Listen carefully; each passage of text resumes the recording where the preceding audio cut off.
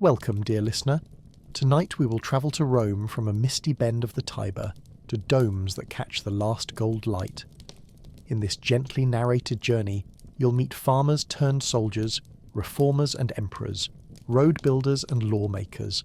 We'll cross the Via Appia, watch legions pitch tidy camps, and see how coins, courts and quiet logistics shaped an empire. If cozy history helps you drift off, please subscribe, tap like, and leave a gentle comment. Your support keeps the journey continues. Settle in, lower the lights, and let Rome's long road unroll beneath your feet, stone by stone, step by step. We begin when night begins. Imagine a city before it is a city. A bend of brown water slipping past reeds, a strip of damp earth where carts could be coaxed across the shallows, and 7 low humps of ground that catch the dawn first. There is smoke from hearths, and the sour sweet smell of fermenting grain. No marble, no colonnades, only wattled walls, straw roofs, and the kind of neighbours who borrow your shovel and bring it back sharper. We call this place Rome, though the word here is still light enough to ride on a breath. In time it will weigh down maps and laws. For now it is a decision more than a destination. Stay near this river, organise the chores, and agree about where the path should run. Stories wade in early. Twins in trouble, a she-wolf with excellent timing, augurs watching birds as if they were minutes fluttering by. Later Romans loved these tales the way families keep old tools they no longer use, the handle worn to the shape of remembered work. The legends do real labour, even when they fail a fact-check. They insist that the city's beginning was both rough and purposeful, never simply an accident of huts clustering like mushrooms. The stories carry ideals in soft wrapping: courage, stubbornness, a suspicion of solitary kings.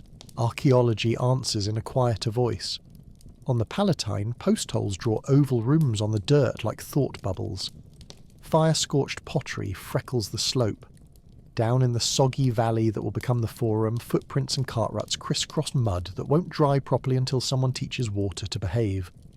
And in the late 7th or early 6th century BCE, a small miracle of civic will take shape. Channels lined with stone, the ground tamped and levelled, a drain stout enough to shoulder the city's wet moods toward the Tiber. Call it the Cloaca Maxima, or simply the Big Drain. Either way, the job is less glamorous than founding a temple and more foundational. Once you give a community a floor, you've invited it to stand together and argue in public. That is Rome's favourite sport for the next 500 years. The neighbourhood is busy.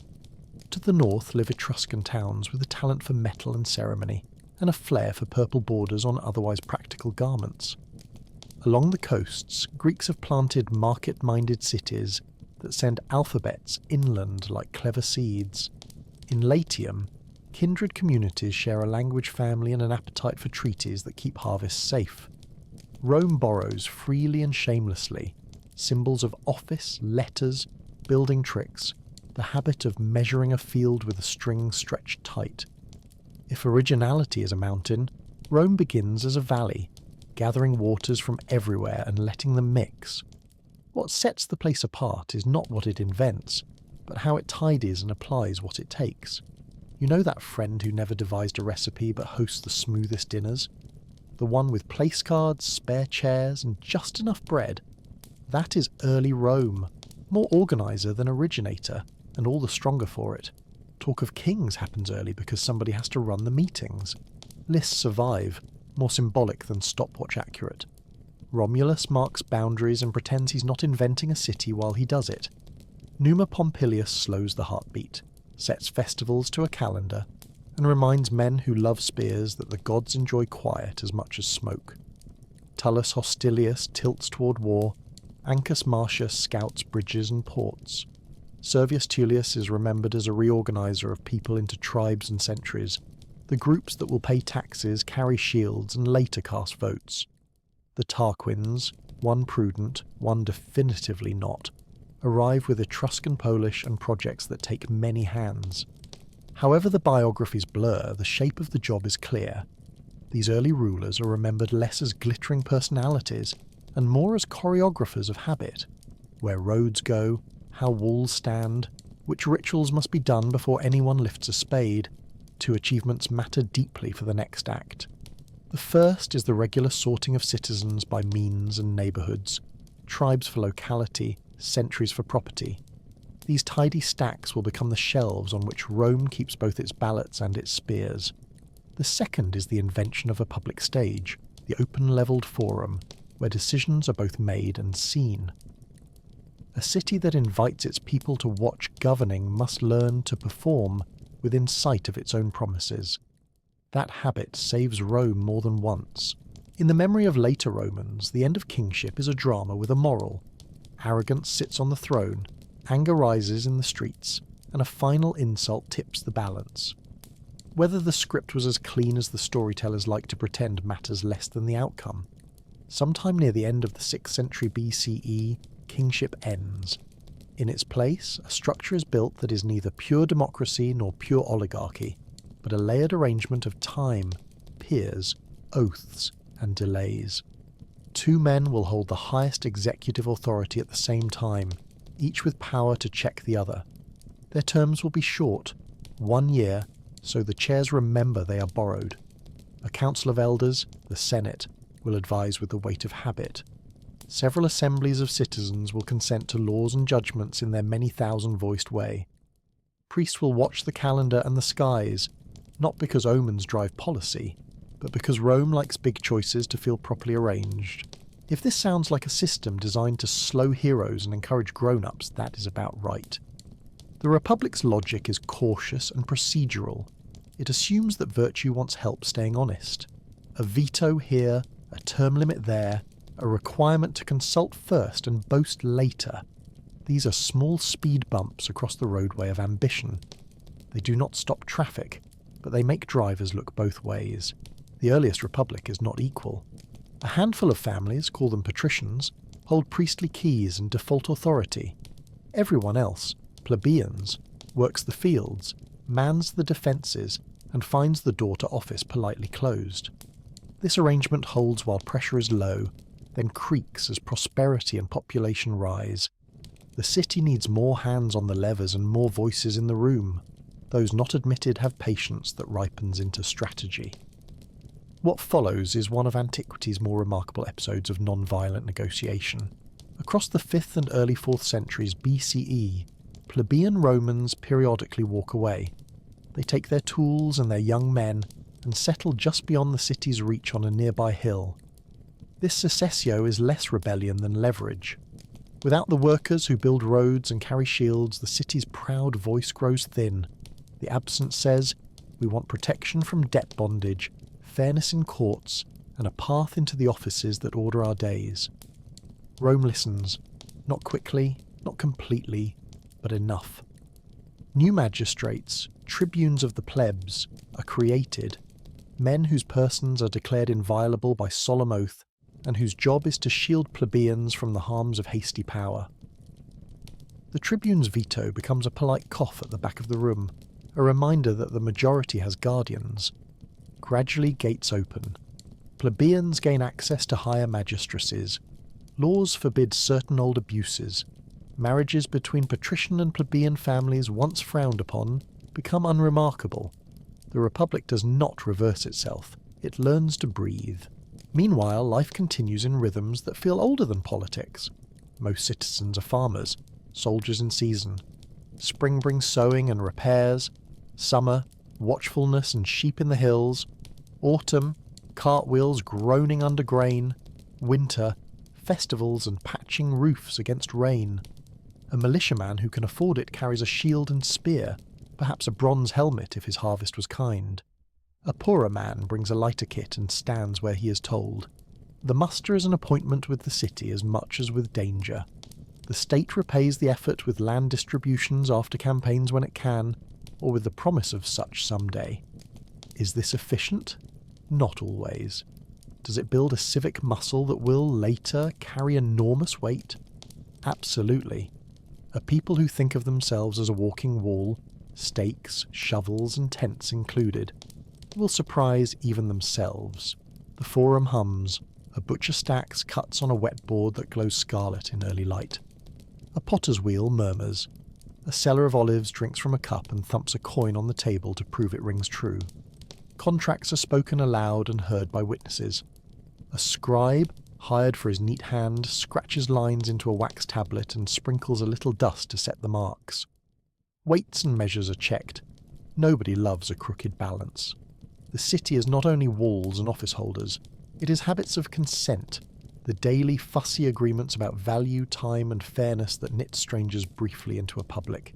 Out beyond the city's smell, neighbours test fences the way young bulls test each other. A push here, a raid there, and then a season of quiet while everyone counts jars of grain. The early wars are small, local and instructive. Rome learns the uses of patience and terrain, how to sit on a hill and let someone else waste energy. It learns to make friends with treaties, and to keep those friends with roads, colonies, and the promise that victory will be shared. Not equally, but predictably. The most important victories in this age are not counted in captives or plunder, but in alliances that hold after the campfires die. Then comes a moment that will sound either bureaucratic or revolutionary, depending on how you feel about paperwork. In the mid-5th century BCE, Romans decide to write their laws and bolt them to public view. The 12 Tables are less a lyrical constitution than a practical manual. They tell you how to summon a man to court and what happens if he refuses 3 times. They describe boundaries and penalties, funerals and fees. Their tone is cool and literal. Much of it reflects older custom. The point is not innovation. The point is that everyone, at least in theory, can know the rules. Words on bronze discipline memory. Judges who deviate can be challenged against the text. A citizen who feels small standing in the forum can, if he cannot read, at least ask a child to recite. Roman writers later grow sentimental about these laws, about their blunt Latin, their lack of ornament, their sense that justice need not be beautiful so long as it is visible. The cost of making law heavy enough to last is naturally that changing it becomes hard. Chisels slow tempers. On balance, the city decides, this is healthy. The new magistrates are many, and their names begin to curl around the tongue like unfamiliar spices. Consuls, 2 of them, carry the highest civil and military authority. Praetors handle justice. Quaestors mind the treasury. Aediles keep an eye on streets and markets and the smooth arrival of grain. Censors arrive less often but with unusual dignity to count citizens and prune the Senate. Each office comes with age requirements, expected careers, and an understanding that nobody stays in one spot long enough to grow roots. Elections are loud and frequent. Successful men begin at the bottom and climb the cursus honorum, the course of honours, a ladder as much social as political. It is not a perfectly fair ladder. Money and name are sticky advantages, but the rungs exist and the city agrees where they are. Religion threads through everything, not as thunderbolts hurled at policy, but as a rhythm section persuading the rest of the band to keep time. Priests observe birds, consult entrails, keep calendars, and oversee rituals whose purpose is not to force the god's hand, but to reassure the congregation that nobody is swaggering into danger without knocking on heaven's door first. It might be tempting to treat augury as superstition. Romans treated it as good manners. Whether you believe the birds or not, you admit that big choices should be wrapped in ceremony and caution. The effect is often helpful. A war is not launched on a whim if the chickens refuse their grain. If you pause here and look around, you see a place still small enough to smell of wool and garlic, and already complicated enough to run without tripping. The Republic is not an idyll. Debt remains a thorn. Privilege favours its own. But the essential habit is in place. Put power on a schedule, give it a partner office to watch, and let a body of elders advise. Allow citizens to vote where they can, and to shout when they must. Post the rules, count the people, drain the swamp, literally, and make the arguments where everyone can hear them. The work is fussy, the results are durable. The good measure of Rome's distinctiveness is its comfort with repair. The city has already learned to fix a marsh with stone and a political quarrel with a new office. When later crises come, and they will, with the force of mountains sliding, the habit of mending will matter as much as any talent for fighting. A republic that knows how to patch a roof in winter will not be helpless, when a summer storm rips shingles. For the moment, the air smells of wet rope and baked bread. A black gloss cup cools on a sill, a pair of sandals dries by the hearth, a wax tablet waits for the scribe's thumb to smooth it clean for tomorrow's writing. Citizens drift to sleep counting not sheep but obligations, an oath remembered, a boundary to check, a hearing to attend, a field to weed when the sun is higher. A lamp, no longer new but still stubbornly bright, wavers once and steadies. The river, indifferent and generous, keeps the city's secrets and carries its hopes.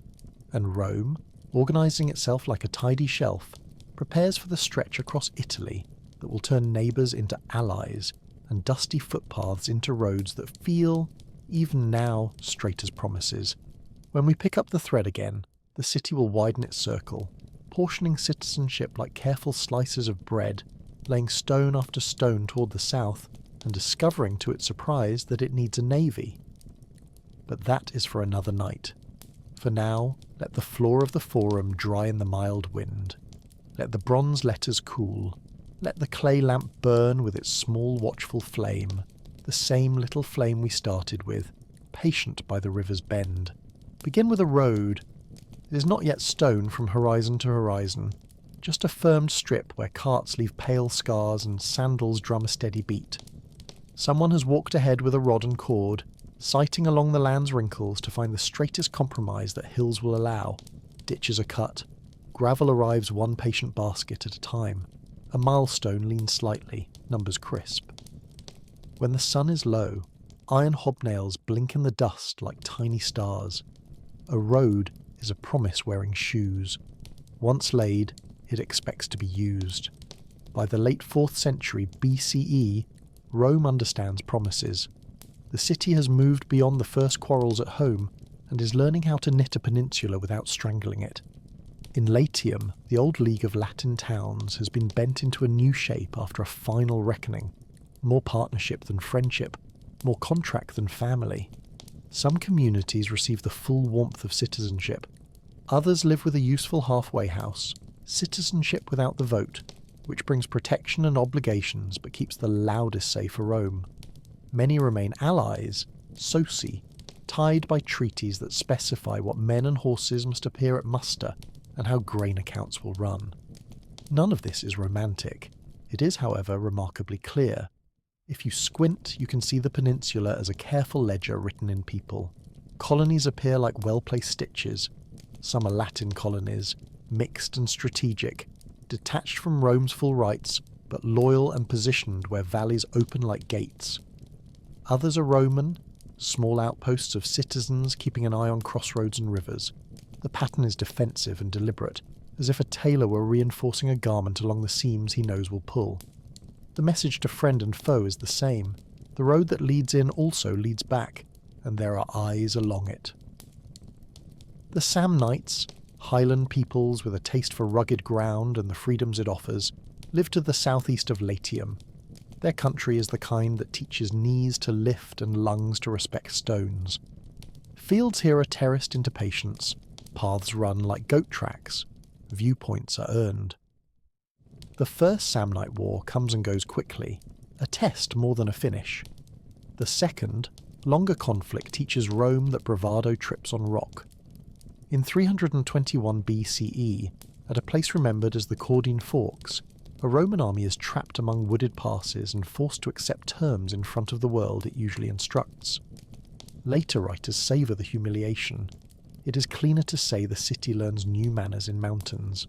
Rome will still fight, but it will also plan, adapting the way it arranges men on a field, the way it scouts, the way it imagines retreat. Somewhere in these years, the Roman habit of fighting in flexible blocks, maniples, hardens into custom. Each block is a family of a kind, men who know where the others will step when the ground tilts or the line buckles. The formation breathes. It can shuffle on rough slopes and slide into gaps. Spears give way to the thrusting sword where that makes sense. Shields become doors you carry. It is not a magic trick or a single invention. It is an attitude of adjustment, the military equivalent of shrugging off a wool cloak to work better in tight corners. Behind the line, unseen, are the parts no one sings about. The mules, the nails, the men with shovels who scratch a ditch and raise a rampart at the end of each day so that sleep feels like a choice rather than a gamble. Camps are stamped into earth with the automatic neatness of a seal pressing wax. You can walk through the gates blindfolded and still find the commander's tent. The standards planted like a tiny forest of oaths. The street where the smith works late by lamplight. When the army moves again, it leaves behind a memory in ditches and trampled grass, like a pressed leaf. The Third Samnite War draws more neighbours into the pattern. Etruscans from the north, Umbrians and Gauls who arrive when valleys invite them. The conflicts are years long and confusing in their cluster. Details slip and reorder as sources quarrel. What stays steady is the accumulation of small decisions that tilt the map. Rome fights, it also builds. The Via Appia, begun in 312 BCE under the notoriously energetic Appius Claudius Caecus, runs south toward Capua like a sentence without commas. The city digs its first aqueduct, the Aqua Appia, and the simple miracle of water obeying a gradient becomes another quiet muscle. Colonies appear where rivers hesitate. By the end of the 290s, the Samnites are not erased. People seldom are. But their freedom to rearrange the peninsula's furniture has narrowed. Rome's chords, once slack, now hold a shape. Allies who have been loyal through these storms are treated with a calculation that is cool rather than cruel. Rewards and burdens are distributed with an eye to the next crisis. The system is uneven, as all human arrangements are, but it offers predictability in a world that usually trades in surprises. A Latin town can look at the road and tell what tomorrow will expect. Infantry from certain farms, cavalry from certain families, grain from certain storehouses, and a return of favour in security and markets. If there is a Roman virtue in this age, it is the ability to make cooperation a plausible habit. Then a different kind of visitor tests the system. A Greek king from across the sea, bringing hired soldiers who have drilled to a fine glitter, and elephants that are less weapons than walking questions. Pyrrhus of Epirus arrives in the 280s BCE at the invitation of Italian Greek cities who prefer a neighbour in purple to one in a simple Roman cloak. He wins battles at Heraclea, at Asculum, where long pikes and fresh tactics chew through men who are brave but not yet ready for the novelty. The victory's cost. The phrase Pyrrhic will be born from the accounting, a win that empties the purse. Rome, in the way that is becoming a signature, replaces its dead with the measured grief of census politics, drafts new forces, and returns with the stubbornness of people who see roads where others see obstacles. When Pyrrhus leaves for other theatres and eventually fades from the scene, the Greek cities of southern Italy make peace with the predictable neighbour. Tarentum becomes Roman. The peninsula as a shape now has one manager. With Italy stitched, Rome faces a question it cannot put off: the sea. The Mediterranean is a highway with no milestones, but it's crowded with other people's signposts.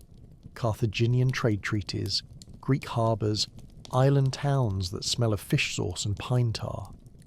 Carthage, on the North African coast, is particular and powerful, an old Phoenician foundation with a taste for profits and a long apprenticeship in tides. Its ships have names with numbers in them. Its admirals have calices from ropes, not reins.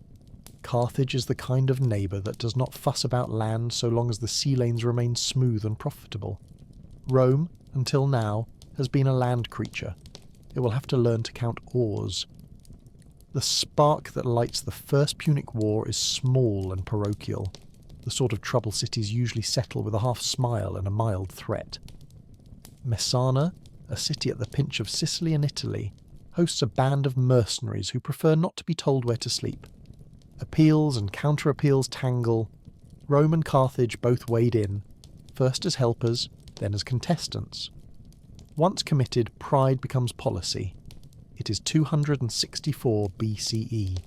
Sicily, half a day's sail from Italy, becomes the classroom where Rome learns to float. The city builds a navy in a rush that would be comical if shipbuilding were less stubborn. Legend says a captured Carthaginian quinquereme becomes the model, planks and ribs measured and copied like a suit taken apart to find the tailor's secret. Whether or not the story is true in detail, Rome's approach is plain. When in doubt, copy the rival and add nails. The clever addition is a boarding bridge. The Corvus, a heavy plank with a spike that bites a deck and turns a naval duel into a land fight on wood. It is a literal bridge from ignorance to competence, and like all clever tools, it brings both victories and temptations. Early battles, Mylae, then Ecnomus, show what can happen when you invite a marine's confidence onto a heaving deck. But storms do not respect tactics. Fleets sink with the indifference of weather.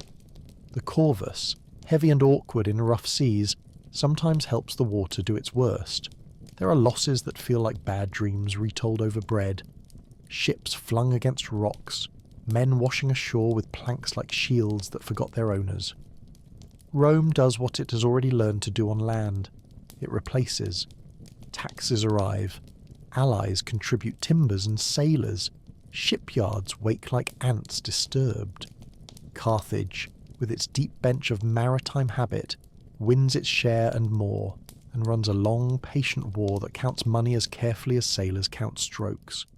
Sicily becomes a chessboard of sieges, garrisons, and winter bargains. A Roman army crosses to Africa once and returns in tatters. Another fleet is swallowed by a storm so thorough that it feels like a bad omen pressed into the calendar. And still the city persists. You may not admire the art of it, but the stamina is real. At last, in 241 BCE near the Aegates Islands, a Roman fleet intercepts a Carthaginian convoy, heavy with supplies and hope. The fight is hard. The result, plain. Carthage asks for terms. Sicily becomes Rome's first province, a new kind of thing with governors, tax contracts, and a standing expectation that what grows or docks here contributes to Rome's wider hunger. The peace includes money. Carthage must pay over years. A quiet metronome of silver leaving one treasury for another. Carthage turns to Iberia to rebuild strength and revenue. In Spain, rich seams of silver and copper run like veins waiting for a prospector's hand. Cities sit on hills that smell of thyme and iron. A family of commanders, Hamilcar Barca, then his son-in-law Hasdrubal, then his son Hannibal, moves like a firm with a plan. Secure mines, make treaties, drill troops who can march farther than maps suggest. An agreement with Rome about spheres of influence sets the Ebro River as a line to respect. Lines on maps are polite until they touch someone's door. South of the river sits Saguntum, allied to Rome by a promise Carthage finds inconvenient. Siege follows. News crosses the water. In 218 BCE, Rome declares war. What happens next is famous not because it was inevitable, but because it was unlikely and beautifully organised. Hannibal takes an army whose centre is experience rather than nationality. Libyans, Iberians, Numidians with horses that turn like fish, and marches. He crosses the Ebro, then the Pyrenees, then the wide, temper-stretching plains of southern Gaul, where the wind scours and the rivers make promises they do not keep. He persuades tribes to allow passage with a mix of bargain and reputation. He reaches the Alps before winter has the decency to settle, and climbs anyway. Later, arguments bloom over which pass he took, as if the exact path mattered more than the idea itself. A general walking uphill into a season that prefers rocks to men, leading elephants whose main function is to surprise. The elephants, like oversized punctuation, arrive breathing fog and leave footprints in memory. He descends into Italy leaner, with fewer men than he left with, but holding the initiative like a hot coal he refuses to drop. First encounters go his way. At the rivers Ticinus and Trebia, then at Lake Trasimene, Hannibal uses speed and terrain with the calm of someone who prefers rooms with many doors. Roman forces oblige him by entering rooms with only one. Panic skitters through the countryside with the same energy as rumour. Rome answers with an old man's wisdom in a young man's crisis. It chooses to be boring. Quintus Fabius Maximus, nicknamed the Delayer, decides that not losing is a kind of winning. He shadows Hannibal, spoils forage, burns bridges, watches, and endures the daily criticism of citizens who like their victories crisp. If strategy could be a kitchen, this is the moment when you are told to let the bread cool before slicing. It feels like denial. It preserves structure. but caution is expensive in reputation. In 216 BCE, at Cannae in the south, Rome tries the opposite of caution, mass and confidence, and pays for it in a day so ugly that ancient writers resort to metaphor and numbers with the zeal of people who know horror when they meet it. We will not linger there. It is enough to say that an army closes its fist and finds its fingers broken. The loss peels away allies. Capua opens its gates to Hannibal. Other cities look over shoulders and make calculations they would rather not share aloud. Here is where Rome's earlier work, dull in its season, shows its grafter's genius. Not every ally bolts. Many Latin colonies and loyal communities stay in the system they have learned because it is dependable, not because it is charming. Manpower, replenished by a wide network rather than a narrow core, allows Rome to do something counterintuitive. Fight a long war while maintaining a city that still eats, bathes, quarrels, and votes. New legions are raised, agreements are revised but not abandoned.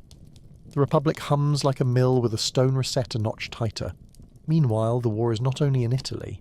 In Spain, Roman commanders try and fail to clip the Barca family's wings, until one commander, young and theatrical but serious about logistics, takes the stage. Publius Cornelius Scipio, later called Africanus, captures New Carthage in a stroke that shows he has walked the docks and knows how tides help thieves. He secures hostages gently when gentleness pays, fights when fight he must, and learns to read Iberian hills as if they were Latin. Victories there dry up the stream of men and money that made Hannibal dangerous in Italy. In Africa, Scipio courts the Numidian prince Massinissa, whose cavalry will, in time, fold around Carthaginian flanks like a net.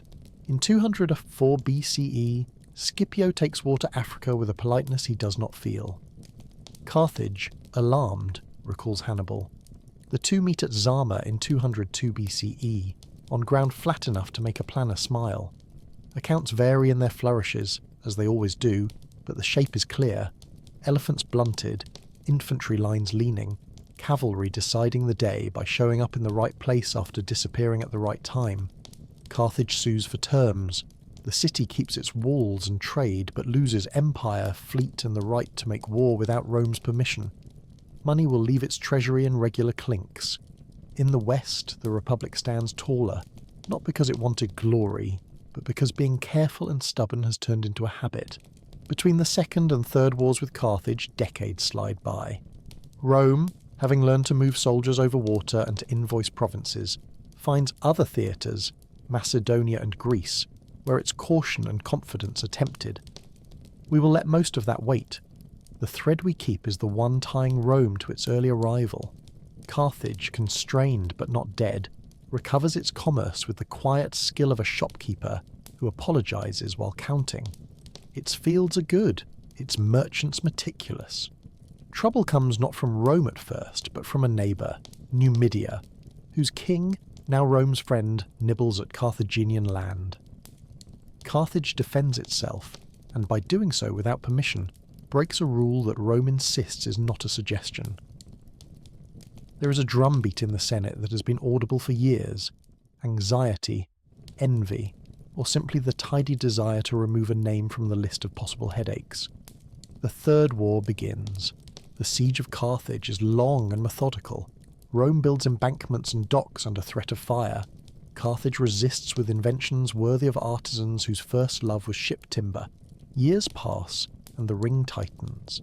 The end is an event later retellings will make grander or crueler than contemporary accounts insist. What matters for our purpose is the administrative change that follows. In 146 BCE, the city is undone and the region reordered as the province of Africa. Stories about salt sown into the ground travel far and find hospitable listeners. Sources closer to the moment are quieter. Dirt does not care about theatre. What remains after the smoke thins is Rome's new habit of managing landscapes as files, governors who rotate, tax collectors with contracts, and a network that now runs across the water as confidently as it runs along hills. Let us return, for a breath, to the road where we began. South from Rome, the Via Appia has grown up. Its surface is a mosaic of fitted stones, tight enough that wheel rims sing. Crews plan gradients with the comb and level neatness of men who dream in right angles. At intervals, stones mark distance with a precision meant to flatter both engineer and emperor. Inns huddle near crossroads with clean straw in the loft, oil lamps set on shelves, and stew that smells better than it looks. Couriers with dispatches ride fast horses and change them with military thrift. At the edge of towns, small shrines catch the dust and the coins of travellers who prefer to be remembered by local gods. Roads are not virtues, but they can carry them. They move grain and news, laws and lawsuits, garrisons and marriages. When Rome annexes Sicily and later islands, when it watches Spain and Africa, when it bargains with kings who have read Homer aloud, the road remains the empire's favourite sentence. Subject, verb, object, plain and correct. Subject, the city. Verb, to send. Object, anything that makes tomorrow more predictable. The system that holds Italy together deserves a last look before we close our eyes. Citizenship is not a binary, it is a ladder. The lowest rung is alliance. The socius who sends men and money in exchange for Rome's very competent enemies and Rome's slightly less competent tax assessors. The middle rung is the citizen without the vote, home safe from some harms, wearing the city's ring but not invited to point at the agenda. The higher rung is full membership, voting where others cannot, suing and being sued in Rome's languages, feeling the prickly pride of belonging to a group that is both inclusive and protective of its pleasures. These rungs change over time, especially after later struggles, but the structure already exists.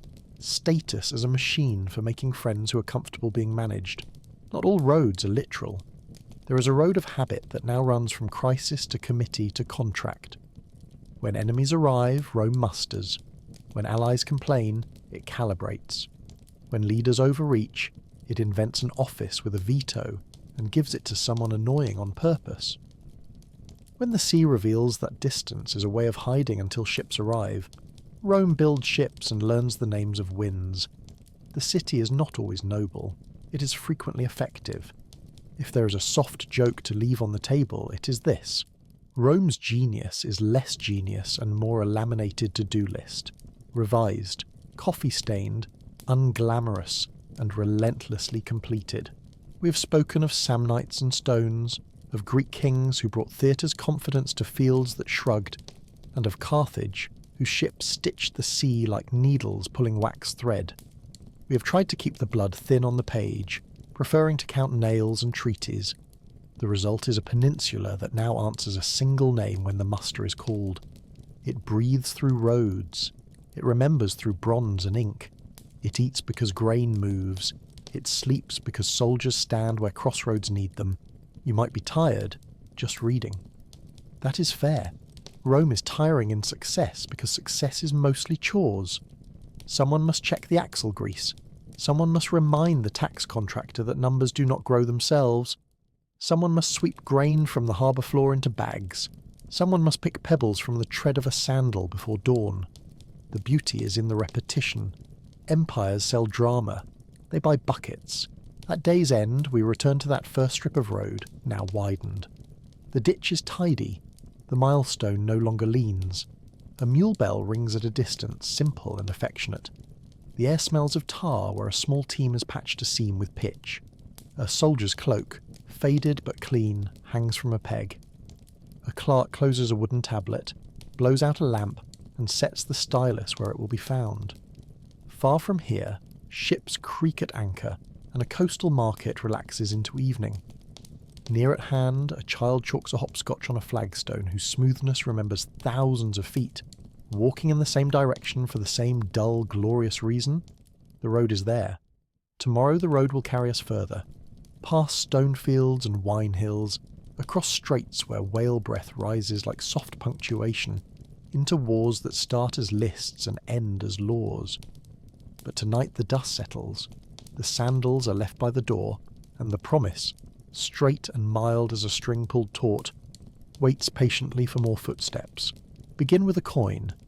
It is heavy for its size, a small moon of silver balanced on a calloused palm.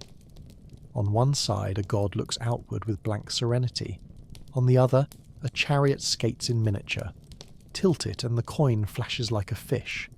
These come in by the sack now: tribute, taxes, indemnities, silver that travelled from Iberian mines and Asiatic markets to the counting tables of Rome.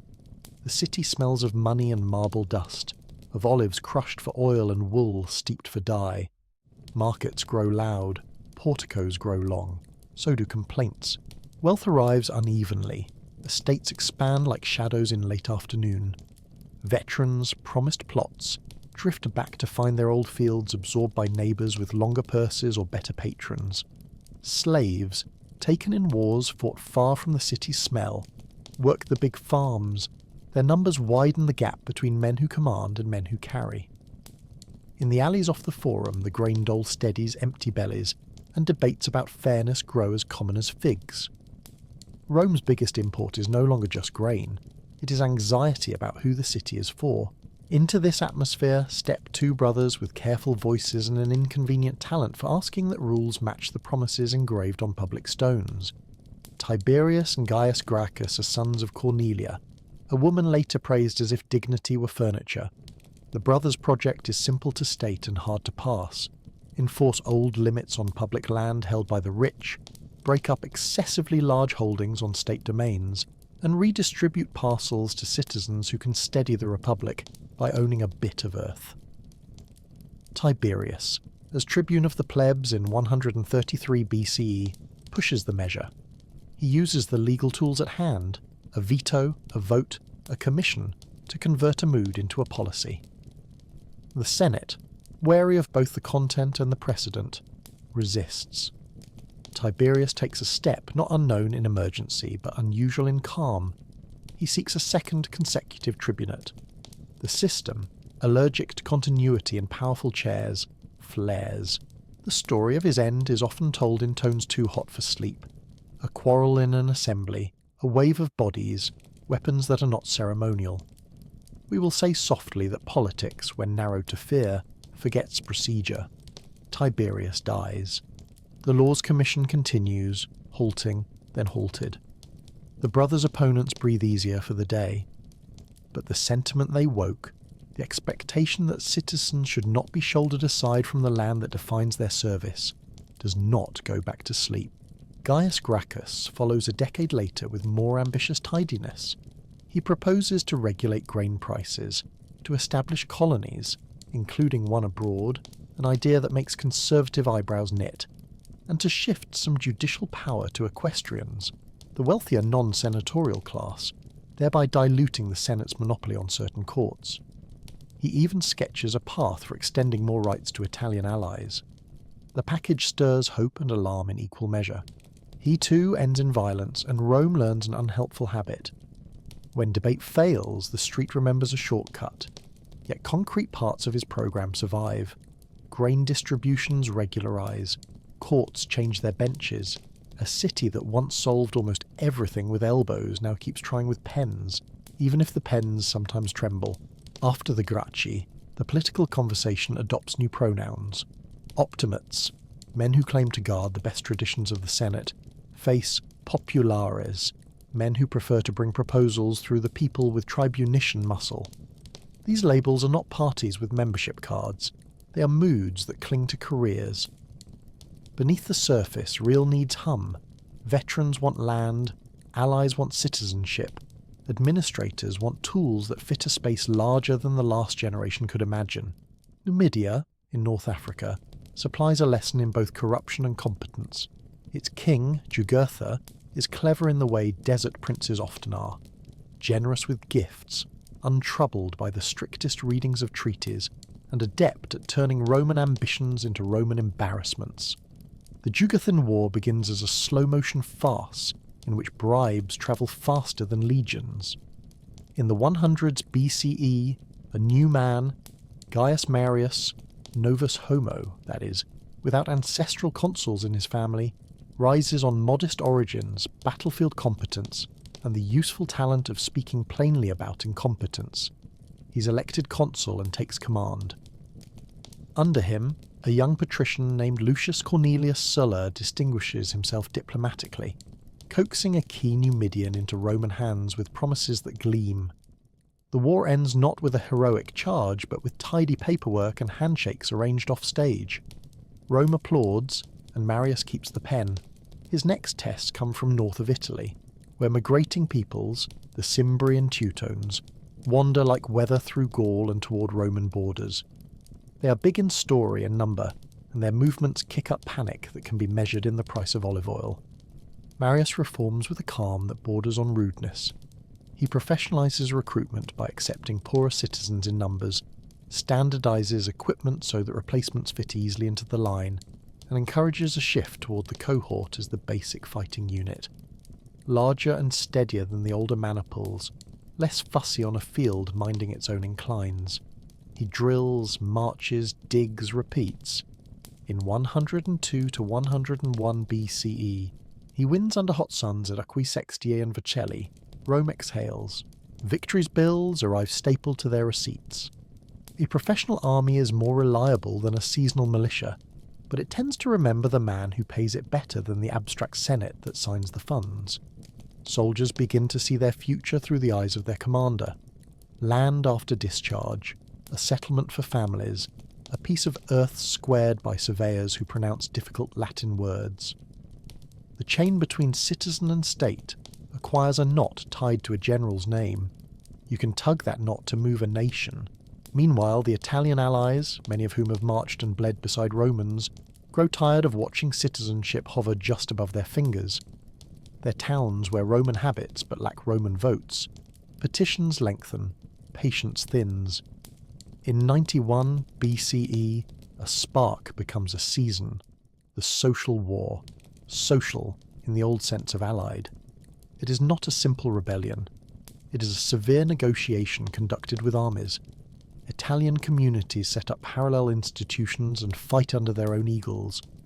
Rome, hard-pressed, makes the wise move late but thoroughly. Laws extend citizenship broadly to allies who will accept it, then to the rest as the conflict winds down. When the dust lifts, the map of rights has changed. Italy is now Roman almost to the ankles. Census rolls lengthen like shadows in June.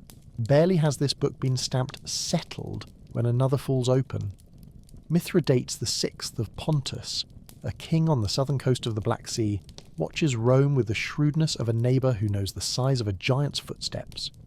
His realm is rich, his court learned, his ambition real. He moves into Roman spheres in Asia Minor and Greece, and a coordinated massacre of Roman and Italian residents in Asia, later remembered with cold statistics, stuns the Republic. Rome appoints a general to respond, Sulla. Politics in the city, however, is a weather vane. A law reassigns the command to Marius. Sulla, in a gesture that will rewrite norms, refuses to lose by decree. He marches his legions into Rome itself, the first time a Roman army enters the city not to parade but to insist. It is a moment that tastes of iron. Laws are still on bronze, but now boots speak. Sulla departs east to conduct the war for which he insisted on being chosen. He moves with the slow efficiency of a man who trusts trenches more than speeches, cuts deals where resistance earns no interest, and fights when a map leaves him no cleaner alternative. While he is away, a Marian regime in Rome and Italy rearranges offices and scores. When he returns, victors' permissions shape the weak. What follows is remembered as prescriptions, lists posted, enemies named, property seized, many lives cut short by the chill of legality abused. We will not linger over scenes that do not help sleep. It is enough to say the Republic learns how quickly an index of names can be turned into a weapon. Sulla reforms the constitution as if he were shoring a riverbank. He strengthens the Senate, curtails the tribunes, their veto made smaller, their careers cramped, and tries to place procedures as stones against future floods. Then, in a gesture that confuses friend and foe, he retires. He will not be the last man to discover that law is a poor leash for ambition once you have taught ambition the way to the kennel. The 70s BCE are a puzzle table with too many edges. In Spain, Quintus Sertorius, a gifted commander with fox-like patience, runs a counter-Rome for years, teaching senators how much trouble genius can cause when it feels wronged. At sea, pirates, entrepreneurs of the unhappy sort, turn the Mediterranean into a shop where tolls are paid at knife point and schedules are fiction. In Italy, a revolt led by Spartacus draws runaway slaves and the recently desperate into a temporary army whose prowess embarrasses officials who thought walls and titles enough. It ends, as such things usually do, when the Republic remembers how to aim many hammers at one nail. Marcus Licinius Crassus bears most of the burden. Gnaeus Pompeius Magnus, returning from Spain with laurels, assists and receives a portion of credit large beyond his hours. If there is a moral other than secure your granaries, it is that Rome's scale can redeem Rome's mistakes. Pompey and Crassus, rivals and partners, share a consulship in 70 BCE and undo some of Sulla's shinier locks. Tribunes regain strength, juries rebalance. A few years later, Pompey is granted extraordinary commands that would have made older senators purse their lips. He clears the seas in months with a tidy plan, carve the Mediterranean into zones, assign fleets to each, coordinate, forgive quickly those who submit, and resettle former pirates inland where nets and oars will tempt them less. Then he turns east. Against Mithridates and other kings, he moves like a surveyor with a sword. Provinces are organised more cleanly, client kingdoms adjusted, cities given frameworks for taxes and petitions. He returns to Italy with wealth, prestige, and an expectation that his acts be ratified by laws he himself is not nimble enough to shepherd through a prickly senate. He will need a partner who enjoys hard rooms. Enter Julius Caesar, another patrician with debts that can be weighed and a personality that cuts rope. With Pompey and the wealth magnate Crassus, he forms an understanding remembered as the first triumvirate. Not an office so much as a handshake above the table while feet nudge each other under it. Caesar gains the consulship in 59 BCE, passes land measures for veterans and other bills that remind dignified men that they failed to count noses, then secures a lengthy provincial command in Gaul. He leaves Rome for a decade of work that will refill his purse and his legend. Gaul is wide, wet, and stubbornly itself. Caesar writes about it with the calm of a man making a list, and his list includes bridges built fast enough to look like boasting. He cuts a timber road through marshy ground, throws a bridge over the Rhine to demonstrate a point to Germanic tribes, and crosses to Britain twice, once to wave, and once to wave more emphatically. He wins more often than he loses, and he learns to make an enemy tomorrow by clemency today when numbers advise it. Each year adds soldiers' loyalty to his account. Each winter, his dispatches circulate in Rome like postcards from a cousin, whose vacation photos create envy and exhaustion in equal measure. Back in the city, politics grows theatrical. Street clubs led by men like Clodius trade insults and paving stones.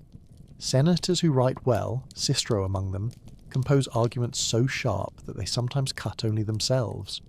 A young woman named Julia, Caesar's daughter and Pompey's wife, dies. The gentle tie between the two men loosens. Crassus, impatient to match his partner's glitter, leads a campaign against Parthia in 53 BCE and meets a defeat at Cari that the sands preserve with the silence they give to everything. The triangle wobbles and collapses into a line drawn straight through Caesar and Pompey. When Caesar's command ends, the Senate demands he return to Rome as a private man to face charges warmed for the occasion.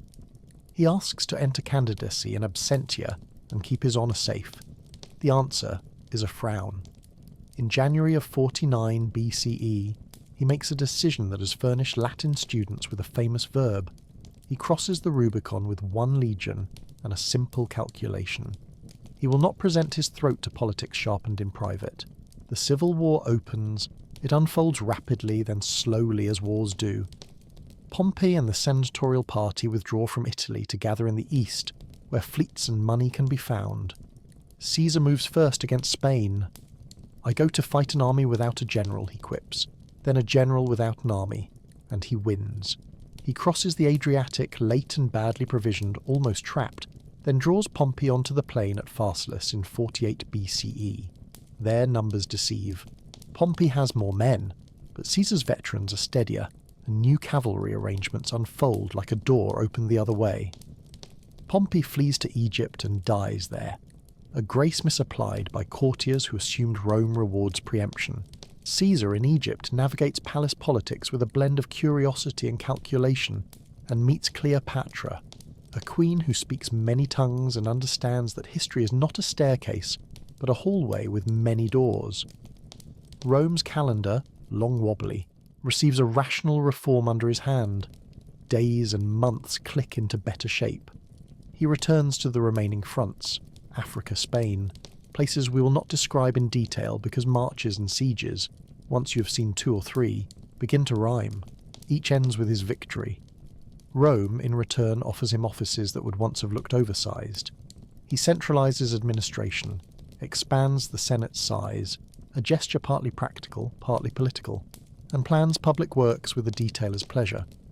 He pardons generously when it suits him, and is ruthless when it doesn't. Both habits make enemies. In 44 BCE, in a month new to the calendar, knives are brought indoors. A group of senators who think the Republic can be restored by subtraction performs an addition of wounds that subtracts the man. Julius Caesar falls, Rome staggers. Some cheer, expecting the old equilibria to return like swallows in spring. Others stare as if a table had been flipped and all the bowls fallen to the floor. The city learns again that removing a name from a door does not remove the reasons it was written there. The next act is loud, even when told softly. Mark Antony, Caesar's colleague and ally, tries to inherit the machinery and the mood. Octavian, Gaius Octavius, then Caesar's adopted son in legal fact, arrives from youth with a face that looks mild until you count the decisions behind it. They and Lepidus, a third man whose talent is often to be present when needed, assemble the second triumvirate, which is a legal thing this time. Powers carved from law, provinces assigned, enemies named with brutal neatness. Prescriptions return as the city's worst to-do list. Among the names is Cicero, a voice that falls silent in a villa where words once crowded the air. We step around the details. We note only that civil war wrings humanity from law until law, later, must be washed and ironed. The triumvirs defeat Caesar's assassins at Philippi in 42 BCE. The map is divided into spheres, and lines drawn on parchment become quarries from which rumours are cut. Lepidus fades. Antony heads east to manage provinces and campaigns, and enters a partnership, political and human, with Cleopatra of Egypt. Octavian remains in the west, tending Italy, settling veterans, and learning that popularity can be accidentally manufactured by competence. He wages small wars of nerves, against Sextus Pompey, a pirate king in everything but marketing, against shortage by restoring grain to Rome's tables, against perception by framing the East as a place where a Roman might forget Roman order. A war of words becomes a war of ships. At Actium in 31 BCE, off a Greek promontory, fleets approach each other like cities deciding how to shake hands. Maneuver matters, wind matters, morale matters most when commanders choose to leave. Antony and Cleopatra withdraw, their lines unravelling with them. Octavian wins a victory because he keeps his nerve, and his pilots keep their oars in time. The next year in Egypt, Alexandria opens its gates. Cleopatra dies by her own will, the Ptolemaic dynasty closes its long ledger, and Rome acquires a province whose granaries could fatten an empire's winter. The Republic as a form is tired. Octavian understands something essential, that Rome does not want a king, but it also no longer trusts work that resets the furniture every year. He arranges a settlement in 27 BCE that presents as a return of powers to the Senate, and people while keeping in his hands the long levers, province commands, armies, a patient say over the treasury's military drawer. He takes a new name, Augustus, dignified, not royal, and the older title Princeps, first citizen, which sounds modest in Latin until you notice how often it appears on decisions. A second settlement in 23 BCE refines the mechanism, tribunician power for life, so he can propose and veto in the people's name, and a superior imperium over provincial commanders, so his instructions carry that quiet extra weight. What looks like restoration is in fact an invention. Monarchy in a republican Rome, power dressed in law, obedience softened by ritual and custom. Augustus is not just a collector of titles, He is a finisher of chores. He regularizes the army, fixes its pay, and imagines a pension model so soldiers can retire to farms without asking their commander to be both general and banker. A special military treasury is created to fund this promise. The Praetorian Guard, citizens kept close to the capital, becomes a fact of city life, their presence a reminder that the centre prefers its own watchmen. Provinces are divided between senatorial and imperial spheres, the former calm, the latter where legions and governors answer directly to the princeps. Censuses are taken, taxes made more predictable, local elites coaxed into service with honours that shine more than they weigh. He builds and repairs with the pleasure of a man who thinks in materials. He improves the riverbanks, he organises fire brigades and the watch. He claims, in lines later carved into bronze, the res gestae, to have found Rome brick and left it marble. The claim is partly poetry. The effect is daily reality. Better roads, cleaner forums, a city that begins to look like its confidence. He legislates morals in ways that make modern audiences shift in their seats, encouraging marriage and childbirth among the upper ranks, disfavouring adultery, trying to make nobles behave like the statues they commission. The laws are obeyed showily more than perfectly. Rome remains human. But the signal is clear. Private life too is now a topic for public concern. On the edges of maps, policy breathes. In Hispania, long smouldering resistance quiets after hard campaigns. In the Alps, passes are improved, the land managed so that traders and soldiers share the same views without sharing disasters. In the east, Armenia is treated not as a prize but as a barometer. Its king lists managed by diplomacy more often than by shoeing horses. Egypt, administered by equestrian officials, is kept as a personal garden from which grain and symbol flow. The Temple of Janus, said to stand open in war and closed in peace, is shut more often in this age than in most. The hinge squeaks less. There are stings even in this calm. Augustus' desire to secure the northern frontier along the Elbe tests a river that prefers its own music. In 9 CE, 3 legions under Varus disappear in a tangle of trees and rain to an alliance of Germanic tribes who know every bend. The news reaches Rome like cold water poured on the back of the neck. Augustus, old and awake at night, is said to call out to Varus to give back his legions. What matters is not the cry, but the adjustment. The frontier draws back to the Rhine and Danube, and the empire learns to like lines it can supply. The lesson is filed, not shouted. He also manages succession like a man planting trees he will not see full grown. Promising relatives die in ways both sudden and slow. Plans are redrawn. Tiberius, a capable, reluctant figure who prefers duty to applause, is adopted as son and successor. Livia, Augustus' wife, is present in all this like good architecture. Supportive, steady, sometimes blamed for drafts she did not design. When Augustus dies in 14 CE, his system jolts but holds. The words on the front door, Senate and people of Rome, remain. The new office behind it is now permanent. What should we keep from this long walk from coin to crown that is not a crown? Perhaps this. The Republic did not fall in a day, and it did not rise somewhere else the next morning. It stretched, tore, mended, and was resewn. Every time Rome tried to solve a new problem with an old tool, the tool bent. When the tool bent too far, Rome forged a new one and painted it to look like the old. Along the way, generals learned to think like lawmakers, and lawmakers learned to count like quartermasters. Land promised to soldiers turned votes into legions. Legions turned generals into necessary men. Necessary men discovered that temporary solutions love to linger. Pause with the coin again. Imagine it sliding across a table to a veteran settling an account, or tapped edgewise to test the ring, or pressed into a hand as a bribe masters gratitude. Money is not character, but it records character the way a river records the shape of stone. In the years after the Gracchi, coins show new faces, bolder claims, family gods leaning into politics. By the time Augustus mints with his titles in an elegant ring, you can feel the city's shoulders loosen. Not all agree, many never will. But the majority becomes accustomed to a power that promises predictability and most days delivers. The streets of Rome at dusk in Augustus' time seem familiar now. Lamps bloom under porticos, house fronts wear fresh stucco.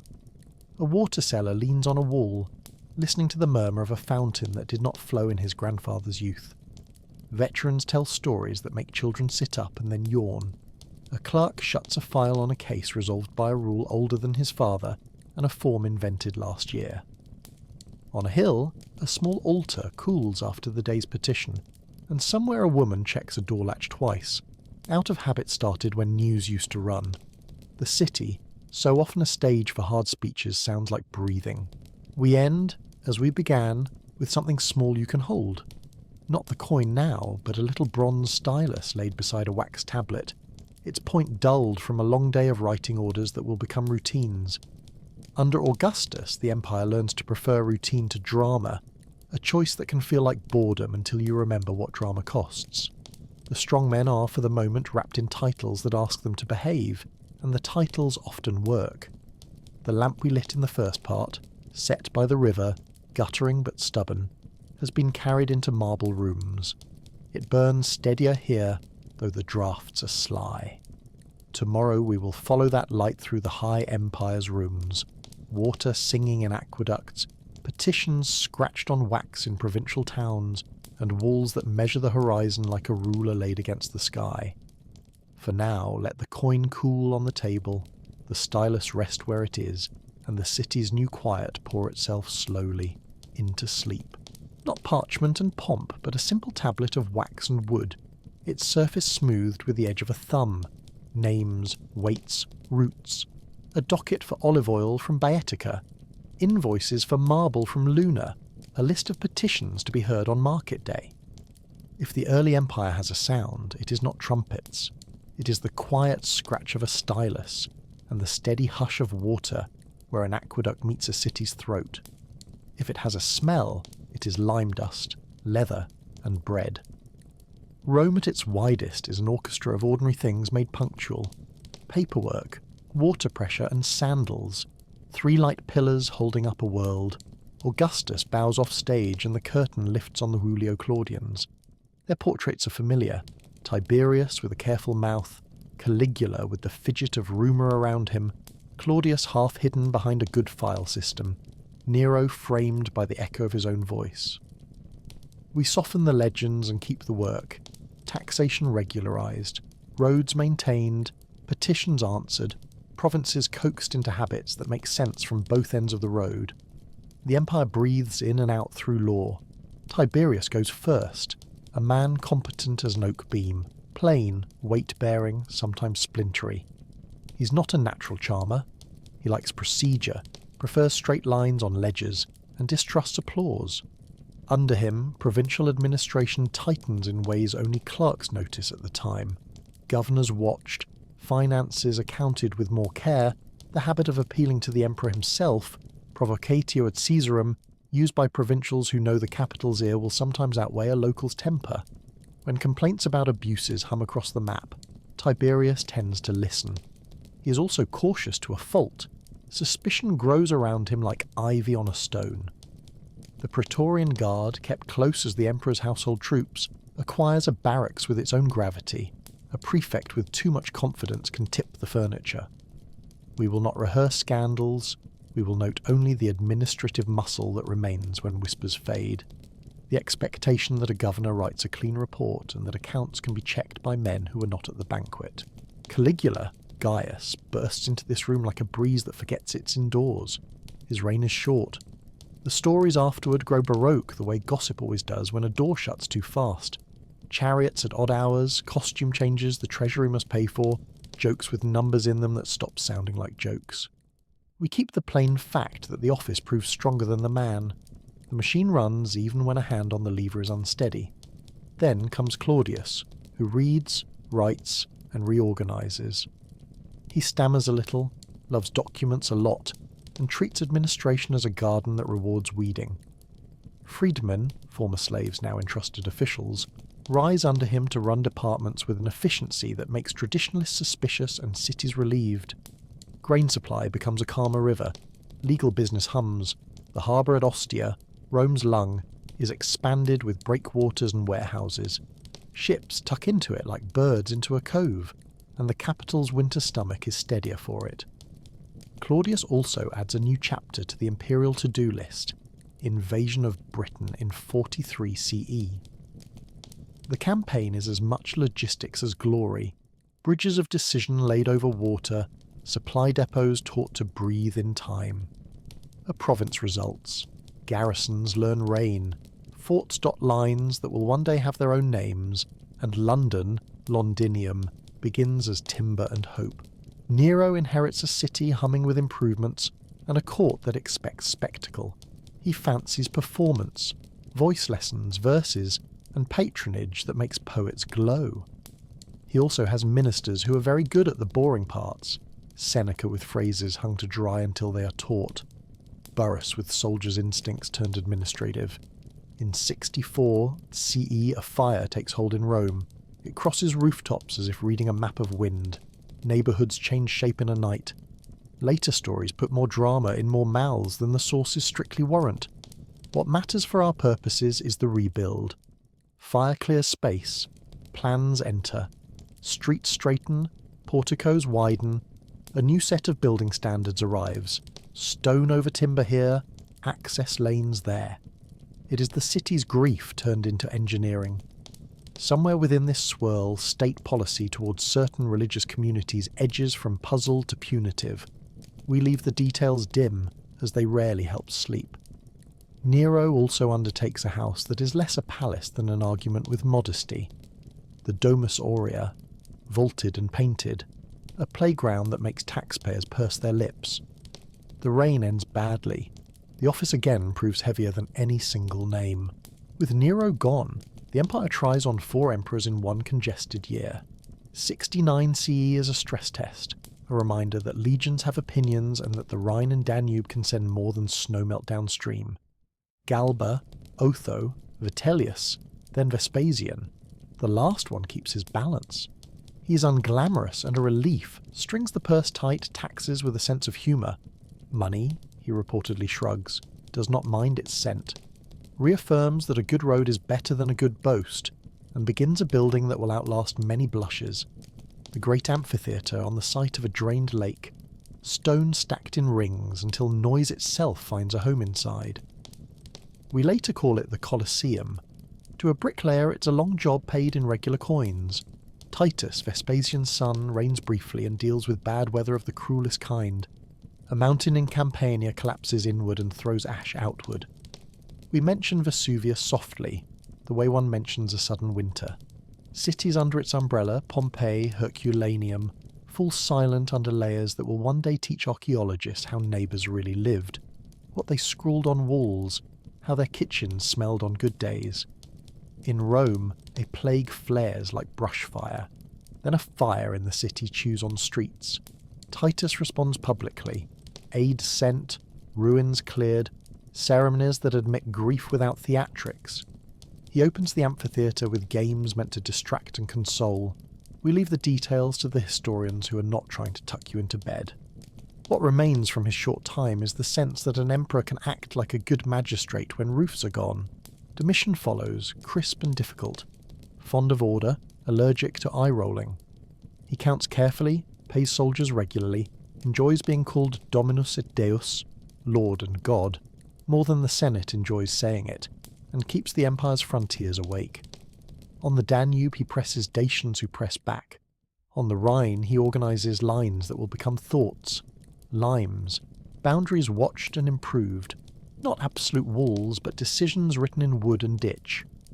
Administration thickens, audits, edicts, a calendar kept like a garden with paths just wide enough. He offends dignitaries more easily than he should. He also leaves a treasury that totted up neatly. He is assassinated.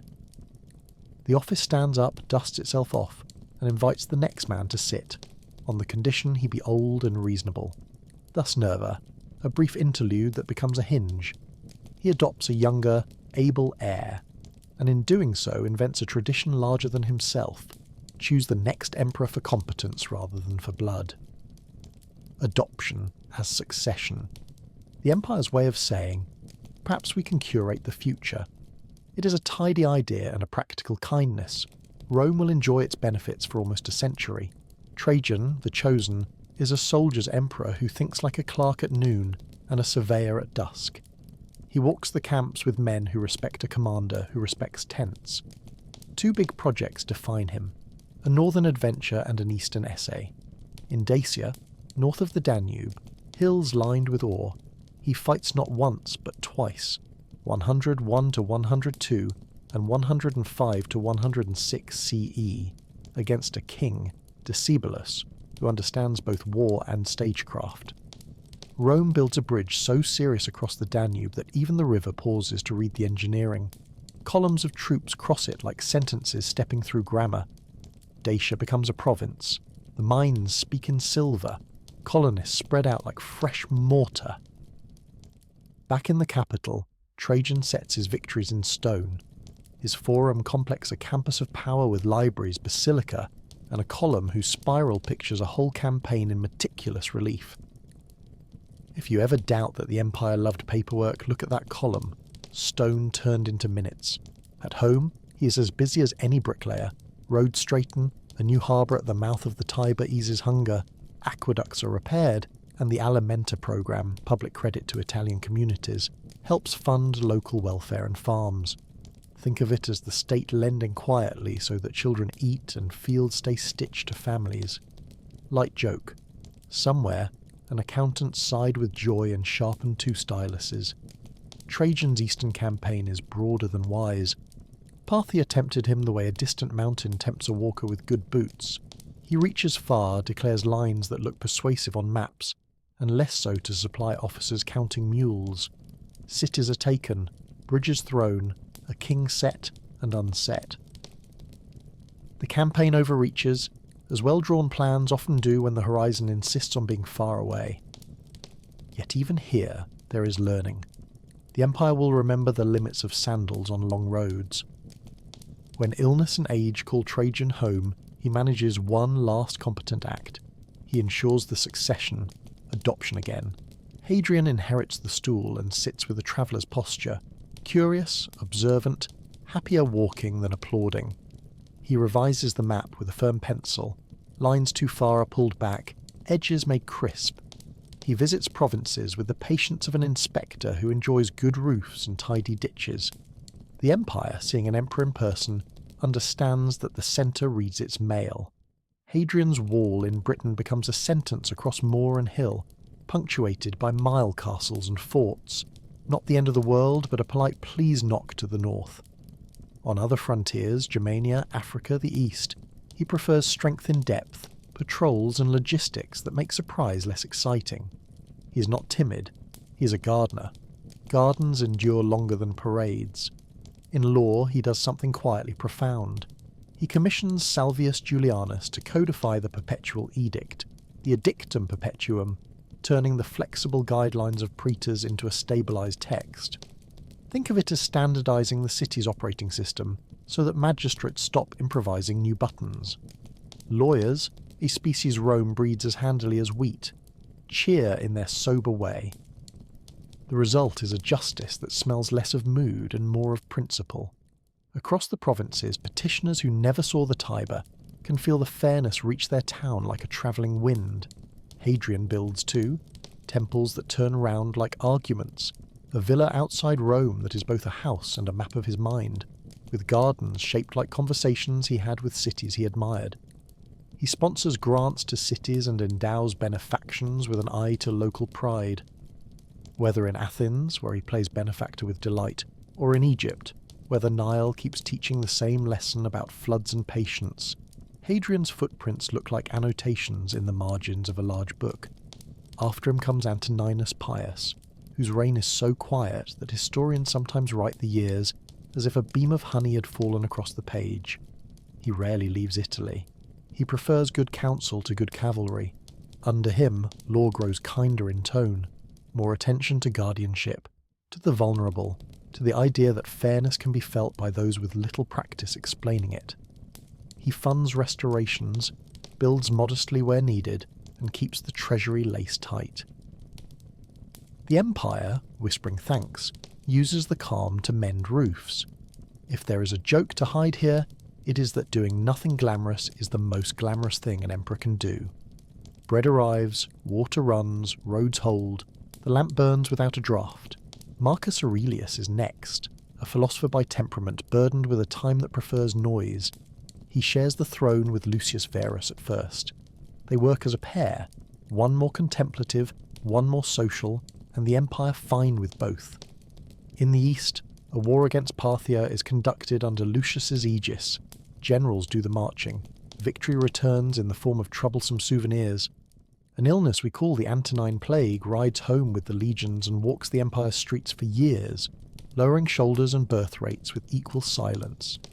We mention it softly, a cough that does not dismiss itself, a ledger that always adds one more name to a column called absent.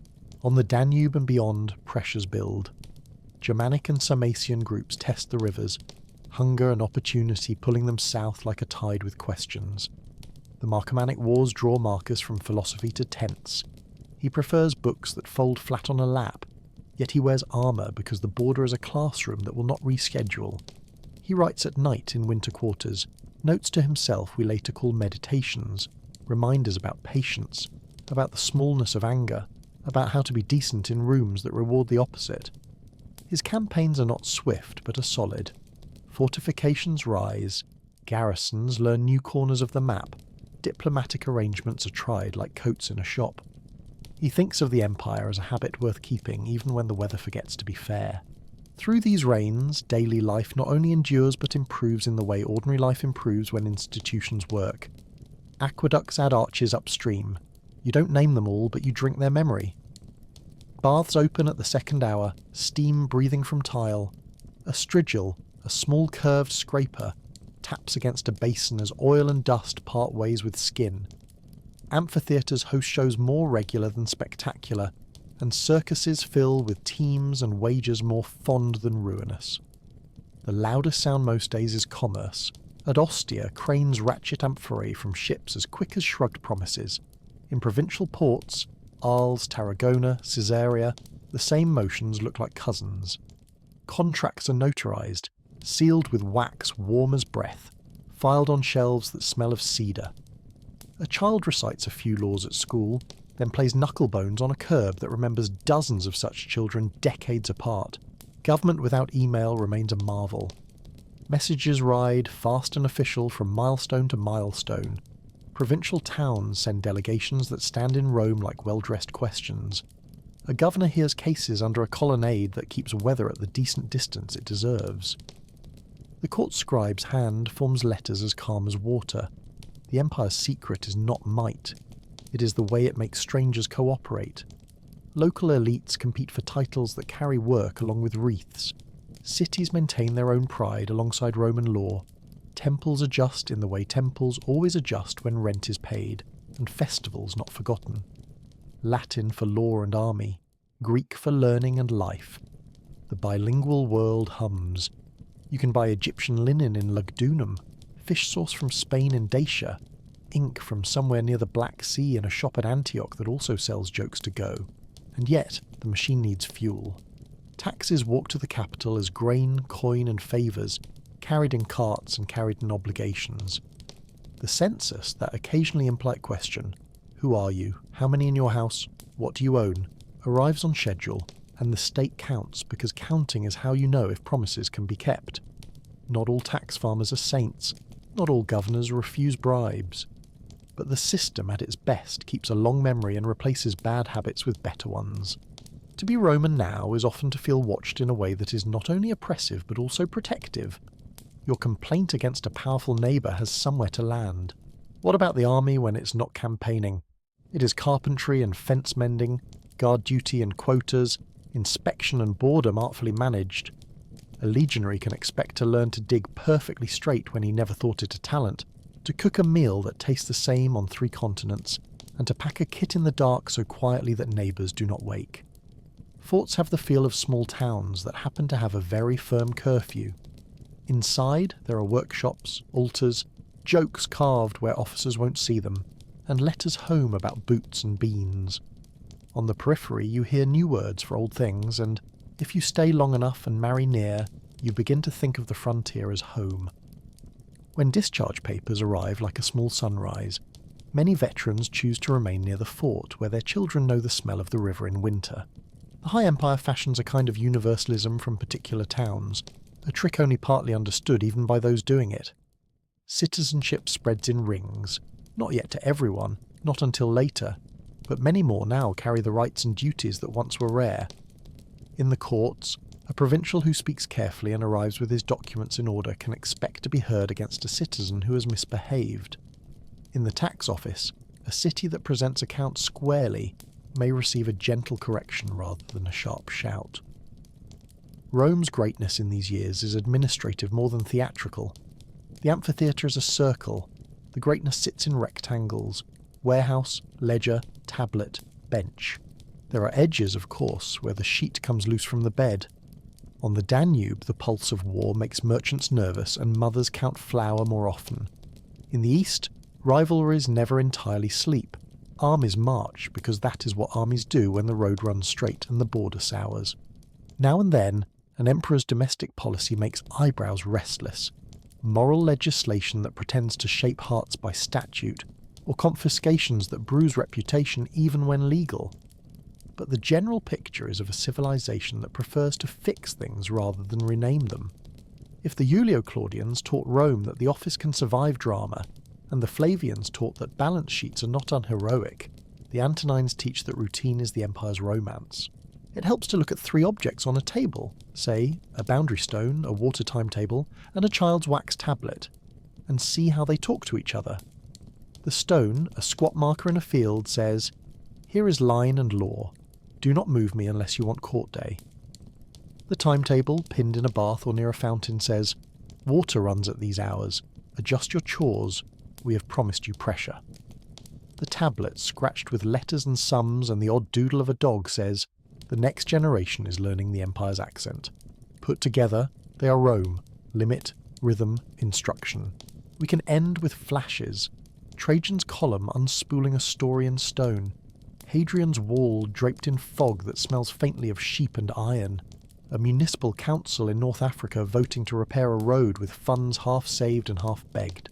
A baker in Antioch watching the crust under his trowel and thinking of taxes due next month. A boy in Eboracum practicing his Latin V's and cutting them too sharply. Marcus Aurelius closing his eyes briefly after dictation and thinking of a sentence he will try again at dusk.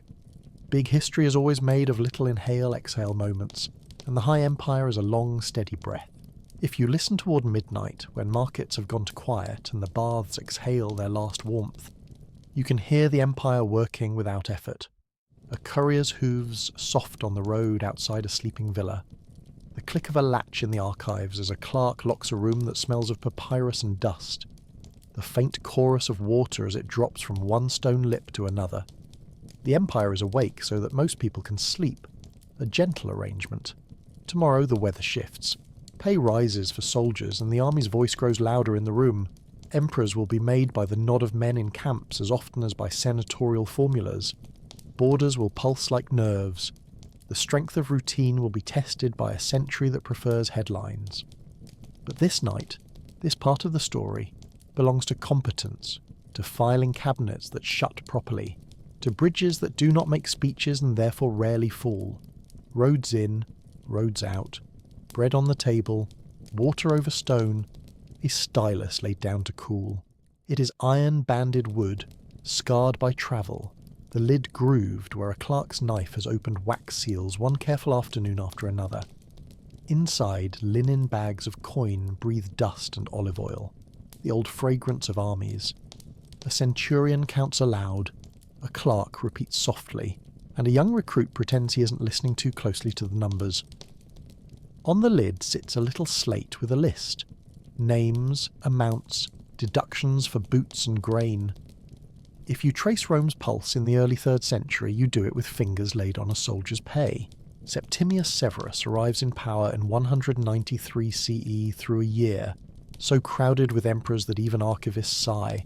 An emperor in Rome, another in the Balkans, a third in Syria, each with claims that sounded good in the rooms where they were spoken. Severus, an African-born senator and capable general, moves with the calm of a man who trusts legions more than slogans. He replaces the Praetorian Guard with his own men, a quiet lesson in who is allowed to guard whom, outmaneuvers rivals, and sets his household at the centre of a state that has been wobbling. He then does what soldiers notice most. He raises pay and permits formal marriages for legionaries who had long been expected to pretend they were bachelors. It is not romance, it is recognition. The army, already the Empire's backbone, becomes also its most persuasive lobby. He campaigns too, north of the Danube where river fog clings to armour in mornings, and in Mesopotamia where dust writes itself on everything. Ctesiphon, the Parthian capital, learns the particular quiet of a city taken with method rather than frenzy. Gates forced, order shouted, lists made. Back in Rome, Severus builds and mends, arches that frame public memory, legal tidying that lawyers admire under their breath. In later retellings, he offers advice on his deathbed that sounds like a shrug carved in Latin. Enrich the soldiers and ignore the rest. Whether he said it that way or not, the tendency is plain. The pay chest sits heavier in the tent. His sons inherit both the throne and a quarrel that cannot fit under one roof. Caracalla and Geta try to share the purple. The palace learns again that walls hear. The brothers meet under a promise of peace, and only one walks away. The city adds another lesson to its file. That family drama in marble rooms always ends up costing the baker. Caracalla, now sole ruler, carries forward his father's habits with a blunter edge. He raises soldiers' pay again and issues a decree in 212, the Constitutio Antoniniana, granting Roman citizenship to almost all free inhabitants of the empire. Motives mix as they always do. Legal simplification, tax expansion, a gesture toward unity. Whatever the recipe, the effect is large. The word Roman becomes more common on lips that never saw the Tiber, and more people find the courts open to them with a dignity the law had long reserved. Money, like water, seeks the nearest slope, and the slope now runs faster. To pay for promises, coinage is stretched. Silver thins in the denarius, then Caracalla debuts the Antoninianus, a nominally heavier piece that in practice begins the long game of what this coin says it is, versus what this coin really is. Prices breathe heavier, markets learn to squint at faces on metal and sniff the air. Caracalla also prefers the field to the forum. He campaigns on the northern frontier and imagines a Persian war that will tidy the map. He reaches Syria, and there the story ends with a roadside and a blade. The man who arranged pay chests with precision is replaced by the news that makes clerks set down their pens. Macrinus, a Praetorian prefect of equestrian rank, briefly sits in the big chair, an unusual elevation that looks practical until it doesn't. He tries to reduce pay and repair budgets as if armies were spreadsheets. They are not. The troops find a new focus. A teenager from Mesa, backed by his mother and a story that ties him to Severan blood. Elagabalus enters Rome with a youth's energy and a taste for shock that crowds later histories with anecdotes like confetti, some likely embroidered, some surely true, most unhelpful for sleep. What matters here is that court decorum falls out of rhythm with senatorial patience. Rituals at the centre of power begin to look unfamiliar to eyes that like their gods dressed in older clothes, and the Empire's machine keeps running not because of the pilot, but despite him. After 4 years, the Guard decides it prefers continuity over novelty. The lad's cousin, Stedia, is brought forward. Severus Alexander reigns longer, with his mother Julia Mamaea often nearby like competent scaffolding. He tries thrift and consultation, a return to the Senate's old dignity, an emphasis on orderly law, repairs rather than renovations. The problem is the weather. In the east, a new dynasty rises where the Parthians had grown comfortable.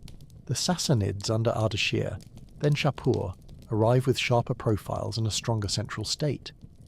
In the north, the Rhine and Danube hear new names, Alemanni, Goths, whose movements are stirred by currents Rome cannot see.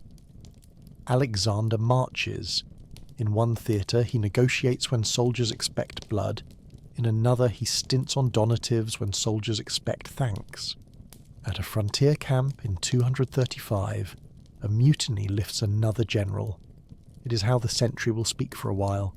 and the careful reign ends beside a road. The lamps of the 3rd century dim a little. From 235 to 284, the empire lives in a tempo most historians call crisis. It is not a single calamity. It is a frayed net that must be knotted while fish tug from below and boats lean from above. Emperors rise in camps with titles awarded by applause. They fall in camps when that applause becomes a cough. Reigns are brief, months sometimes, and policies are written by men who do not unpack. The map shakes. On the eastern margin, Shapur I boasts of victories with inscriptions that still sound like thunder. On the western and northern edges, federations and confederations of peoples test the rivers, the roads, the patience. An illness we call the Plague of Cyprian drifts through cities with the strange arithmetic epidemic's love, arriving uninvited, overstaying, leaving households smaller and markets thinner. Trade narrows, coinage continues its long slide. The little scale on a shop counter tilts more than it used to before the needle agrees to settle. Yet even here, the story is not of collapse but of improvisation. Soldier emperors do their math at night with maps and candles, and plenty of them are better at sums than songs written later would suggest. Decius, for instance, fights to steady the Danubian lines and dies in swampy country where courage doesn't keep feet dry. Gallienus, ruling while his father Valerian co-rules, and then disappears into captivity, Valerian captured by Shapur near Edessa, a humiliation later retold in carvings that make Romans wince, adapts in ways that matter. He tolerates new cavalry tactics, promotes talent outside the old senatorial filter, and begins to treat the empire less like a single, lumbering animal and more like a flock that needs multiple shepherds. Valerian's capture is a bruise that never fully fades. The empire learns to wear a sleeve over it and keep working. In 260, the fabric tears audibly. On the western side, Postumus, a commander in Gaul, constructs a safer, smaller Rome for the provinces of Gaul, Britain, and part of Spain. He mints coin, builds loyalty, defends borders. On the eastern side, Palmyra, a caravan city of columns and camel bells, steps forward under Odaenathus, then under his widow Zenobia, when knives rearrange court hours. Zenobia, a figure who walks out of the heat with a plan and good posture, extends authority over Syria, Egypt, and parts of Asia Minor. She coins carefully, styles herself deliberately, and governs with a boardroom's patience. For a few years there are 3 Romes, the official one, the western one, and the eastern one, each collecting taxes, each making promises, each defending frontiers. You can understand how a mule in a frontier post might be confused about which stamp on a requisition chit earns hay. Aurelian, who takes power in 270, ties strings with hands that know knots. He is a soldier with a bookkeeper's soul, quick in the field and unsentimental in the ledger. First, he drives off groups who have learned the geography of Italy too well. Then he orders the Aurelian walls for Rome itself, a frank admission that borders once distant now come closer on bad days. The walls are not panic, they are insurance, brick and tufa and sweat built into a ring that says, "We respect difficulties." He abandons the exposed province of Dacia beyond the Danube, resettling its meaning to the safer south, a clarity on the map that supplies officers had wanted for years. Then he walks the empire back into one tent. In the east he defeats Palmyra, captures Zenobia after a pursuit that sounds in sources like opera at sunset, and chooses clemency mixed with firmness. Palmyra later rebels again and is punished harder. In the west he meets Tetricus of the Gallic realm near modern Chalons and defeats him in 274. A later story says Tetricus had already signalled he preferred an honourable surrender to endless pretense. Aurelian returns to a reunited empire and styles himself Restitutor Orbis, restorer of the world. For once, a title that big fits. He also attempts to repair the money that oils the machine, introducing a reformed coin with marks that told you, if you squinted and trusted, what fraction of silver you were holding. He centralises some minting to reduce, let us say, enthusiasm among regional mints. He leans toward a monotheistic-sounding cult of the unconquered sun, Sol Invictus, not as a religious revolution so much as a unifying banner that soldiers and shopkeepers could salute without arguing. He is murdered before his projects are safe from successors, as if the century did not want to be mended without one last unhelpful flourish. Still, the stitches hold more than they slip. Probus follows, and like some of his brisk contemporaries, fights everywhere the map insists. Rhine, Danube, East, and sets soldiers to vineyard work in quiet months with an eye toward both morale and barrels. Soft joke. When your resume says can defeat Alemanni and knows pruning, you are applying to be Rome's favourite foreman. Tacitus comes and goes. Carus wins a name in the East and dies abruptly with a story that blames the weather too poetically to check. His sons flare briefly. Through it all, legions keep night watch, quartermasters keep lists, and cities repaint milestones because even in crisis, people prefer to know how far they are from bread.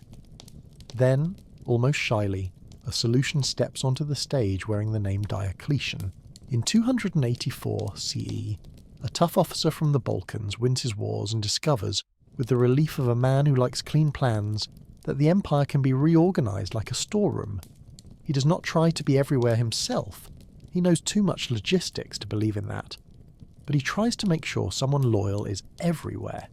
He takes as colleague Maximian, elevating him to share the highest rank, 2 Augusti, East and West. Then later adds 2 junior partners, Caesars, Galerius and Constantius.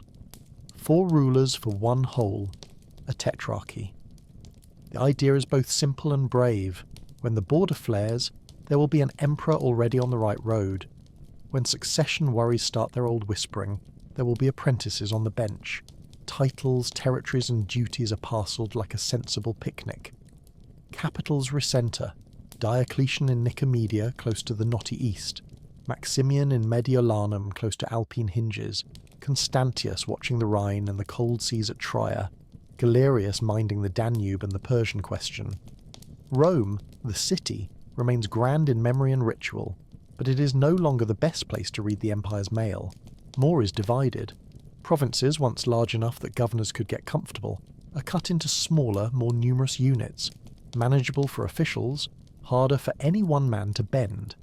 These are grouped into dioceses overseen by vicars, and above them sit the praetorian prefects, no longer household guards but senior administrators wearing authority like warm cloaks. The organisation chart grows tidier and taller. If you drew it on parchment, it would look like a vineyard trellis, straight lines, many crossings, grapes where work accumulates. A census is taken with revived vigour, because taxes prefer to know the names of those they visit. Assessment becomes more systematic. Fields measured in jugera, obligations tied to land and persons in a combined reckoning often summarised as capitatio jugatio.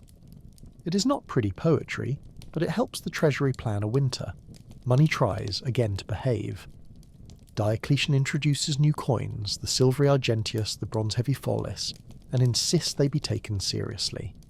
He issues, in 301, an edict on maximum prices, a long table that reads like a market sung aloud.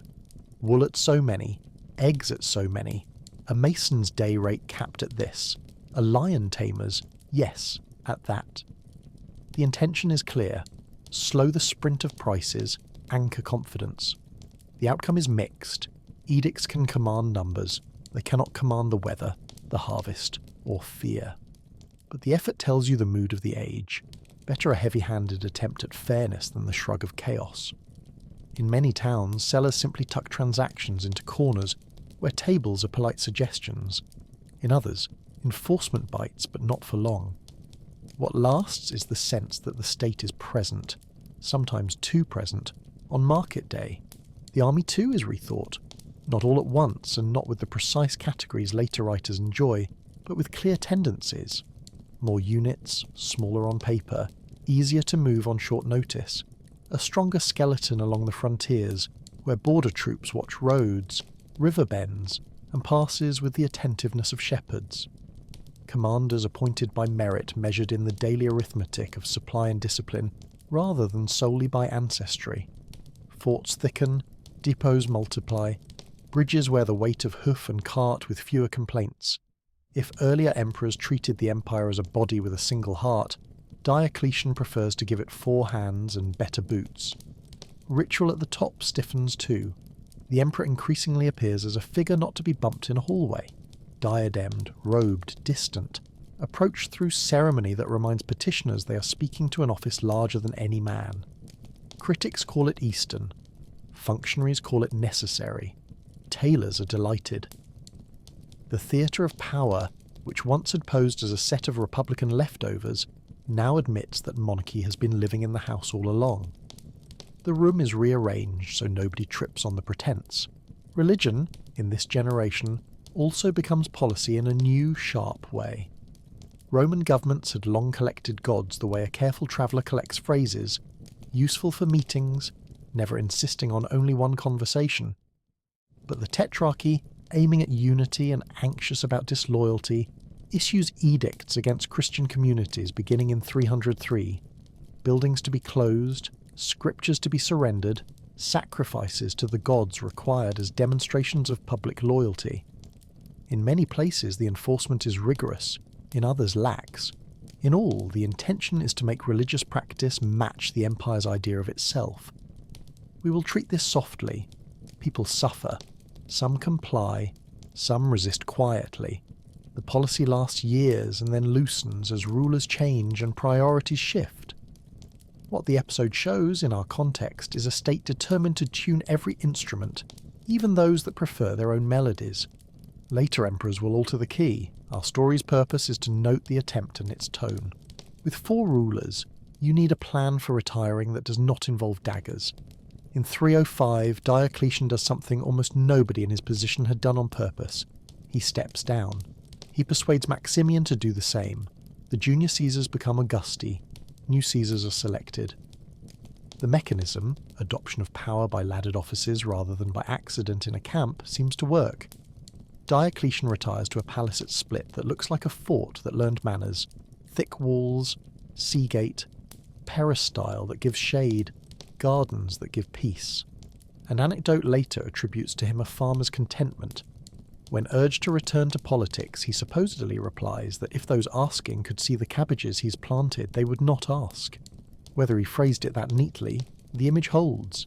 An emperor trades edicts for irrigation. Of course, plans rarely survive contact with ambition. Within a few years, the tetrarchic balance tilts. Rivalries stir, civil wars test the new joints. But the frame Diocletian hammered together, more officials, more predictable taxes, more watchful borders, a way to share the crown without pretending the wearer isn't a king, does not fall apart with the first shove. It holds well enough that his successors can argue on top of it, rather than about whether a table exists.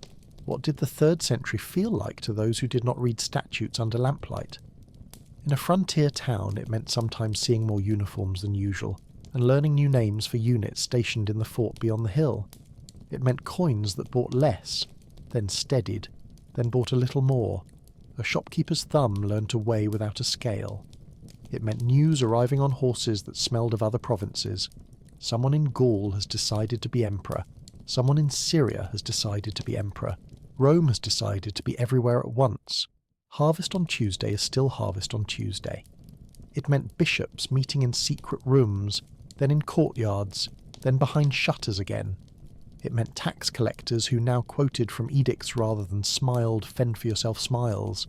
Their leather bags felt heavier, and their instructions more precise. It meant seeing new milestones with Latin letters cut deep and fresh, reminders that even shaken empires like to count. For soldiers, it meant more marching and less poetry.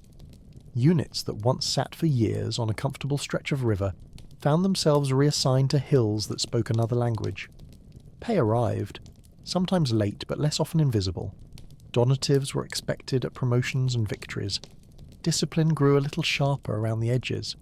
A young officer with mud on his boots could imagine actual promotion if he could read, count, keep his temper, and stay alive in 3 winters.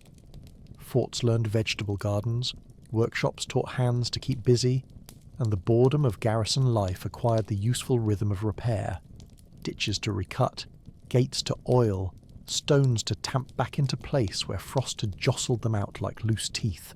In cities, the bureaucracy thickened like soup left on the stove. New offices watched old offices. Upside, petitions no longer evaporated when the wrong cousin frowned. Downside, forms multiplied like vines on a warm wall.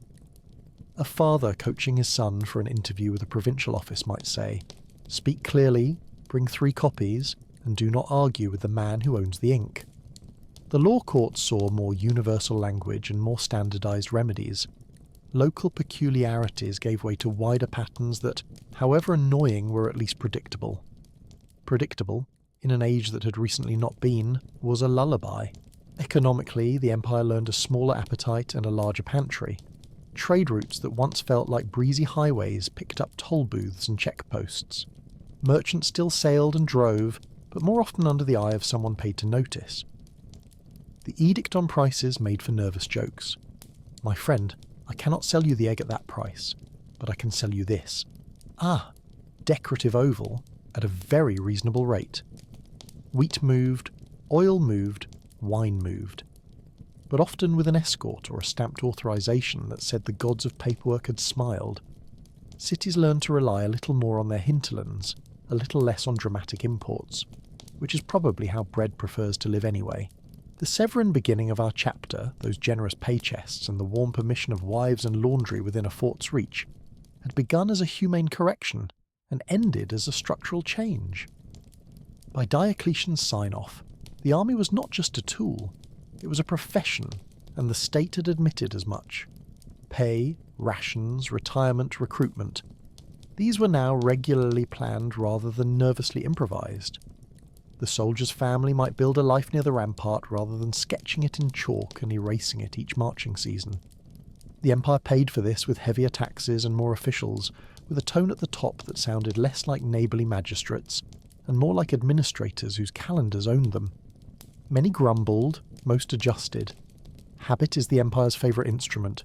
It plays softly until you know all the notes. Let's set a few objects on the table, the way we like to do.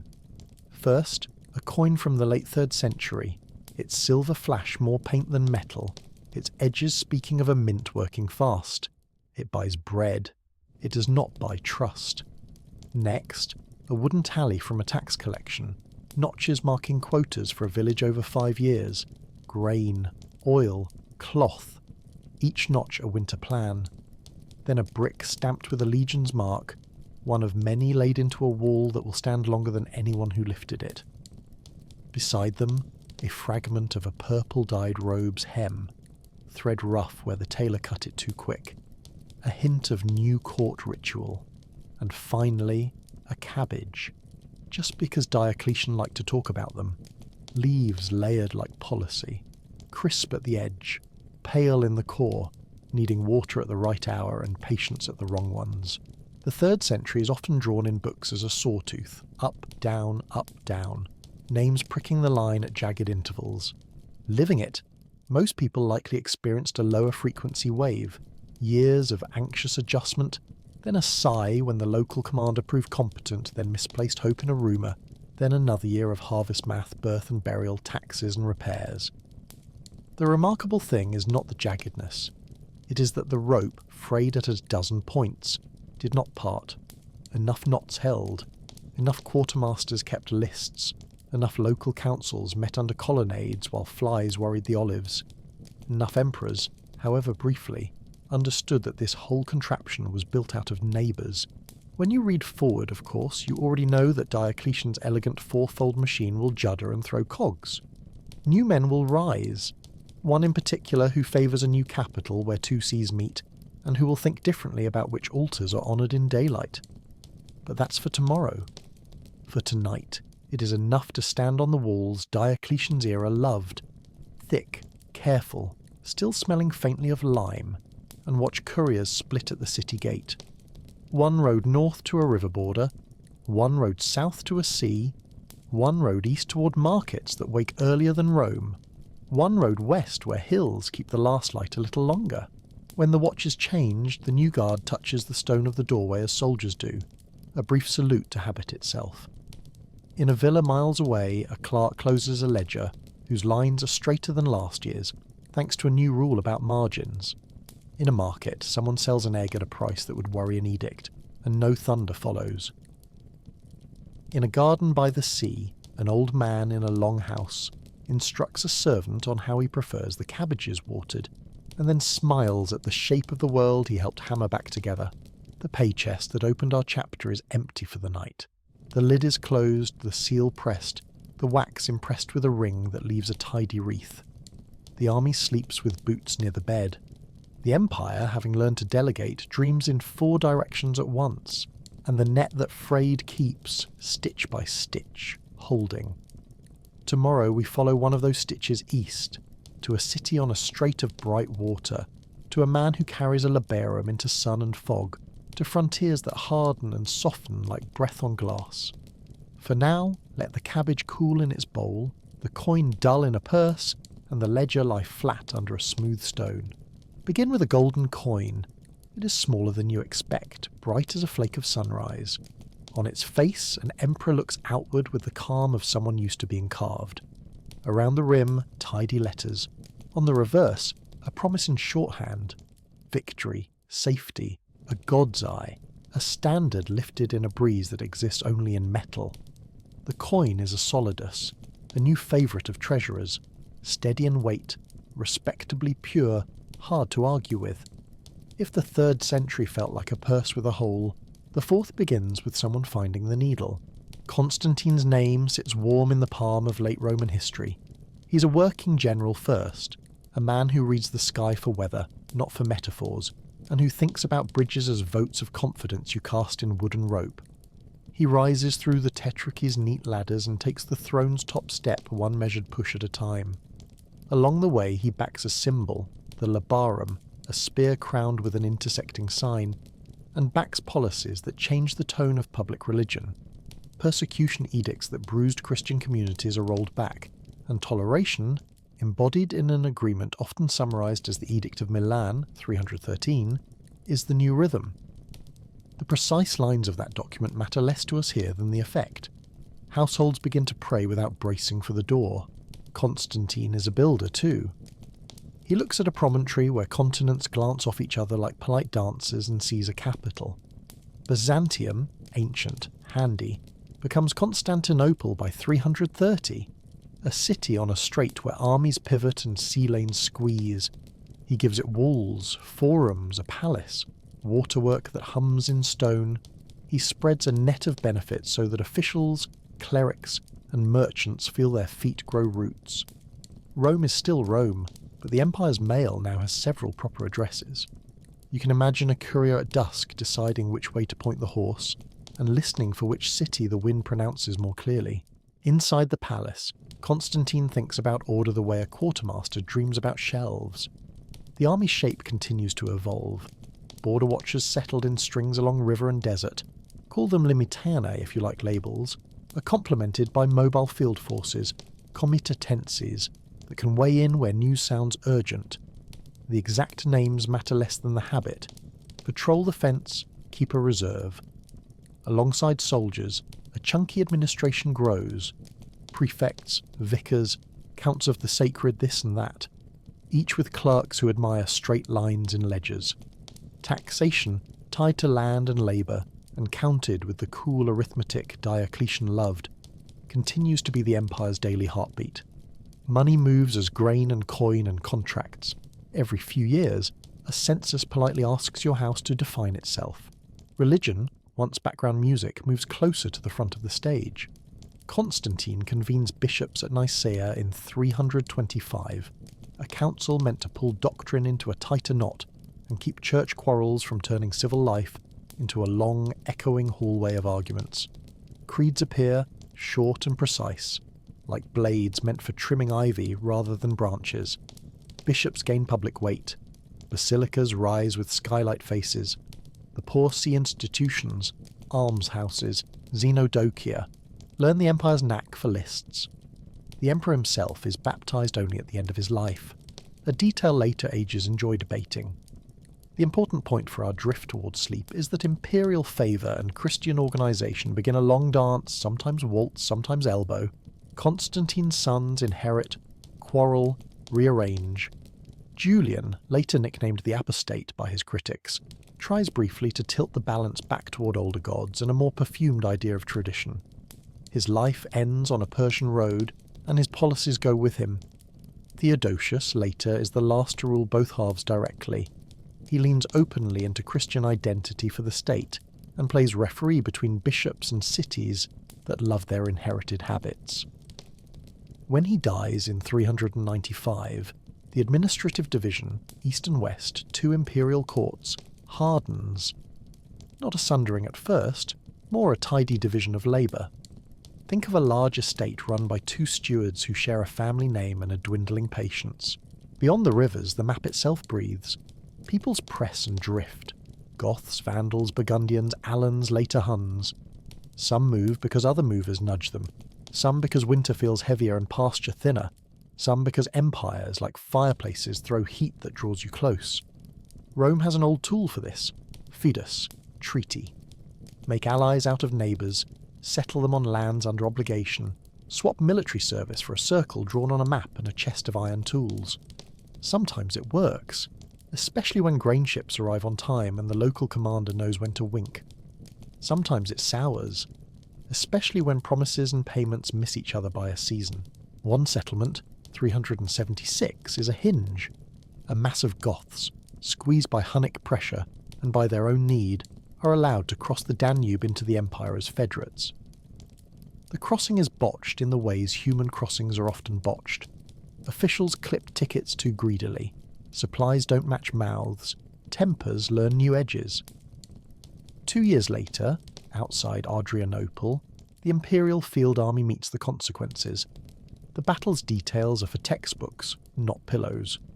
What matters is the lesson. A state that mismanages distress at the door may find distress later in its front hall. An emperor is lost that day. A generation of officers disappears. Recruitment lists fill with new names and new words for old commands. The western half, already the poorer manager. Fewer cities, trickier tax base, loyalties braided several ways, begins to feel short of breath. Generals rise as necessary men, their reputation stitched from both victories and patience. Stilicho, a Vandal by heritage and Roman by habit, spends a career moving legions like furniture so that the room looks tidy again each evening. He fends off Alaric, a Gothic leader who wants less plunder than status, less chaos than recognition that might put his people on an official list with benefits. Politics in Ravenna and Milan, capitals when Rome is no longer convenient, complicate everything. Eventually Stilicho is removed. The door he kept shouldered shut swings. In 410, Alaric's Goths enter Rome. The sack is brief, ugly in places, restrained in others. Christian basilicas shelter some. Temples do not protect objects that glitter. Kitchens are raided with an efficiency any quartermaster would admire. The shock in the Mediterranean is vast because the name Rome has stood so long as a charm against this exact event. For most people beyond the city's walls, however, life continues. Markets open, letters arrive, the price of oil fluctuates on the same old gossip. It is possible, history reminds us gently, for a cymbal to break while the bread still rises. Elsewhere, Vandals, Alans and Suebi stream over the Rhine one winter when the river forgets to be water and becomes a road. The date, 406, is clear in sources, the reasons many. These groups move through Gaul, split, settle, are induced, fought, bargained with. In Spain, Germanic kingdoms sprout. In North Africa, the Vandals under Gaiseric perform a manoeuvre that should have earned them free coffee for a year in any admiralty. They cross to Africa in 429, secure the grain provinces over a decade, and the Western Empire's stomach drops. Bread from Africa had been the quiet guarantee that kept Rome from hearing its own ribs. When the Vandal fleet learns the taste for the sea, it stings coasts and sometimes, with theatrical timing, appears off the Tiber's mouth like a punchline no one ordered. In 455 they sack Rome. Longer than Alaric's visit, more thorough in the cupboards. Even then, administration outlives embarrassment. Governors still fill forms, bishops still argue over commas that matter, schools still teach letters to children who would like to be dismissed early. The Huns arrive in the West Story like weather. Attila has a talent for making the ground feel nervous under hooves, and for persuading frightened magistrates to think in gold. Campaigns through the Balkans, then into Gaul in 451, pull Roman field armies, Gothic federates, and various locals into one of those coalition moments that make later maps draw dotted lines around Western civilization with maybe too much confidence. The battle that follows, the Catalonian Plains, is recounted with numbers that probably wear fancy shoes. The point for our soft purposes, the Huns withdraw. A year later, Attila enters Italy, then leaves again. Famine and disease quarrel with ambition, and a bishop's embassy gives the imagination something tender to hold.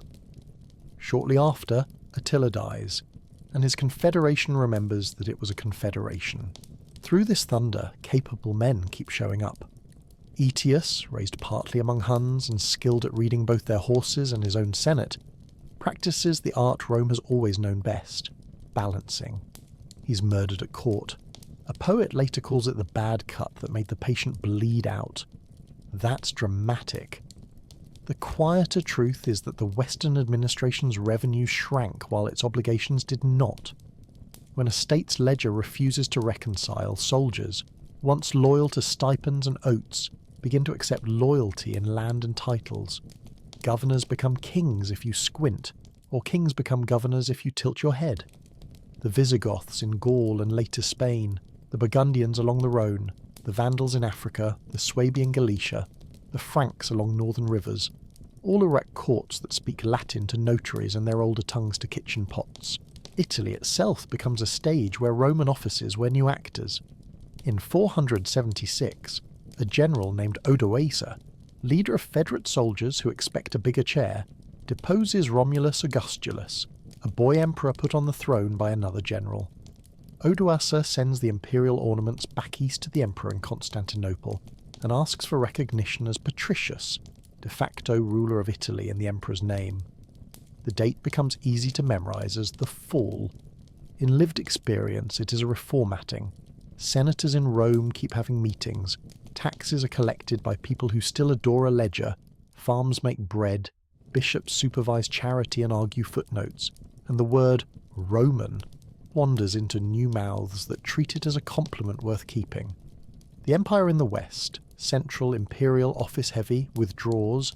The Roman ways of doing things, law, language, urban habit, keep walking in other sandals. Meanwhile, the Eastern Empire, anchored in Constantinople, endures and sometimes thrives. Geography helps, seas for moats, a city set like a key between them, walls that practice understatement until a siege arrives. The Theodosian walls, triple-layered stone and earth with towers at breath-right intervals, make artillery crews sigh and time their lunches. Administration helps, a tax base richer in cities, a bureaucracy that both smothers and serves, a coinage that stays more honest more often. Diplomacy helps most. Emperors who hire enemies to fight each other, who fund building programs in border towns, who send silk and titles as if they were arrows.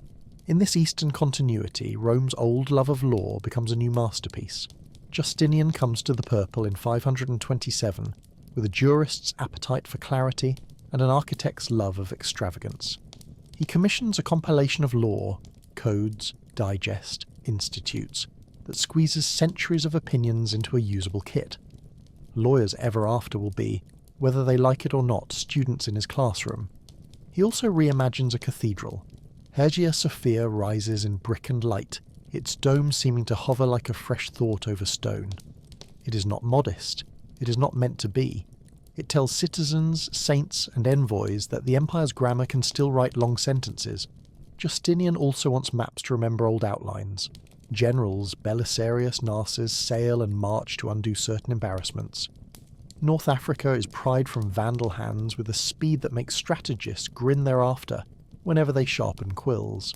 Italy, held by Ostrogoths who had ruled decently under Theodoric's sure hand, becomes a long, grinding campaign where victory drags its feet through rubble. The war leaves the peninsula dotted with pieces of walls and rearranged lives. Then a plague arrives, tidal and unwelcome. Ships bring it, rats narrate it, and households shrink. We mention it softly. It retunes the century. The Eastern Empire survives the shocks, chastened and still solvent enough to repair what can be repaired.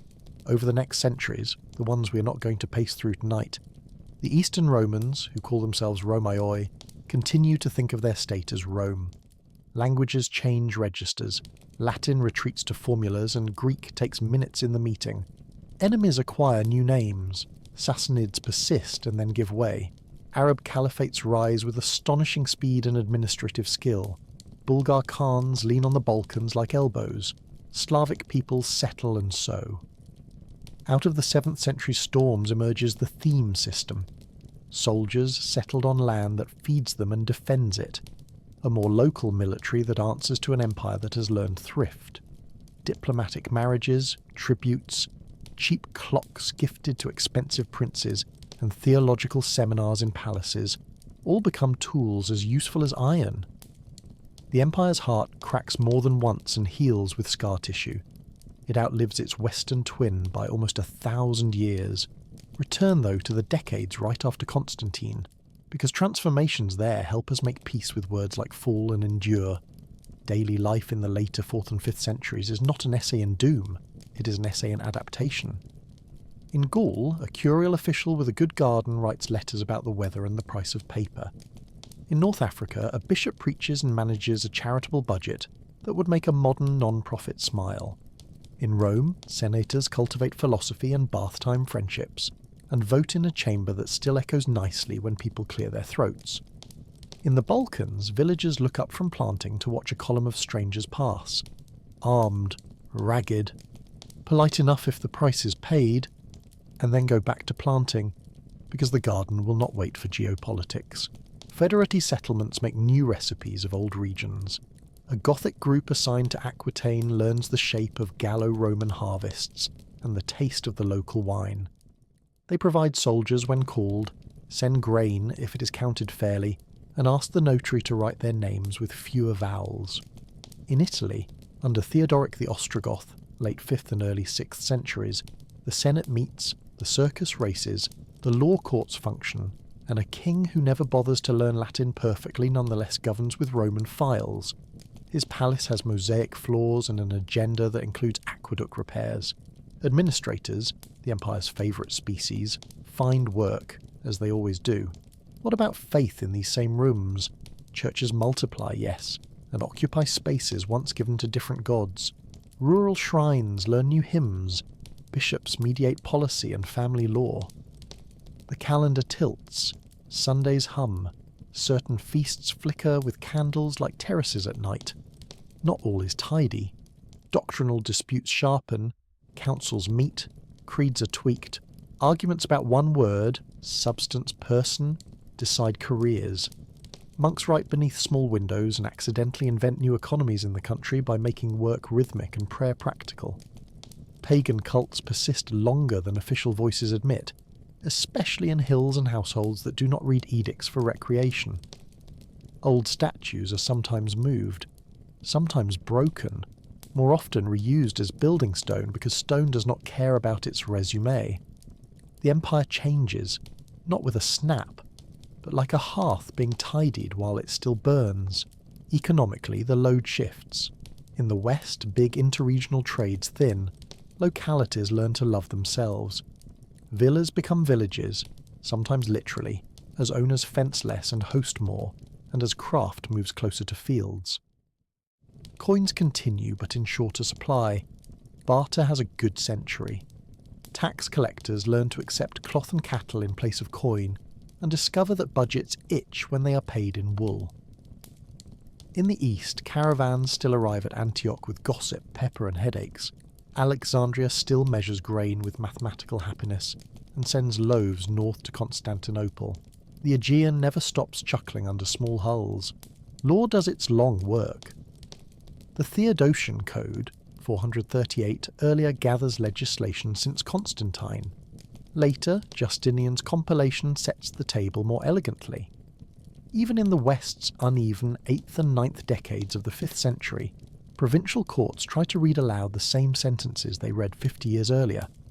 The forms take longer, the ink is cheap, the rulings still carry habit. If you seek the Roman Empire at the late antique twilight, do not look only for crowns, look for contracts. Let's let objects talk, As we like to do, place the solidus on the table, the one we began with.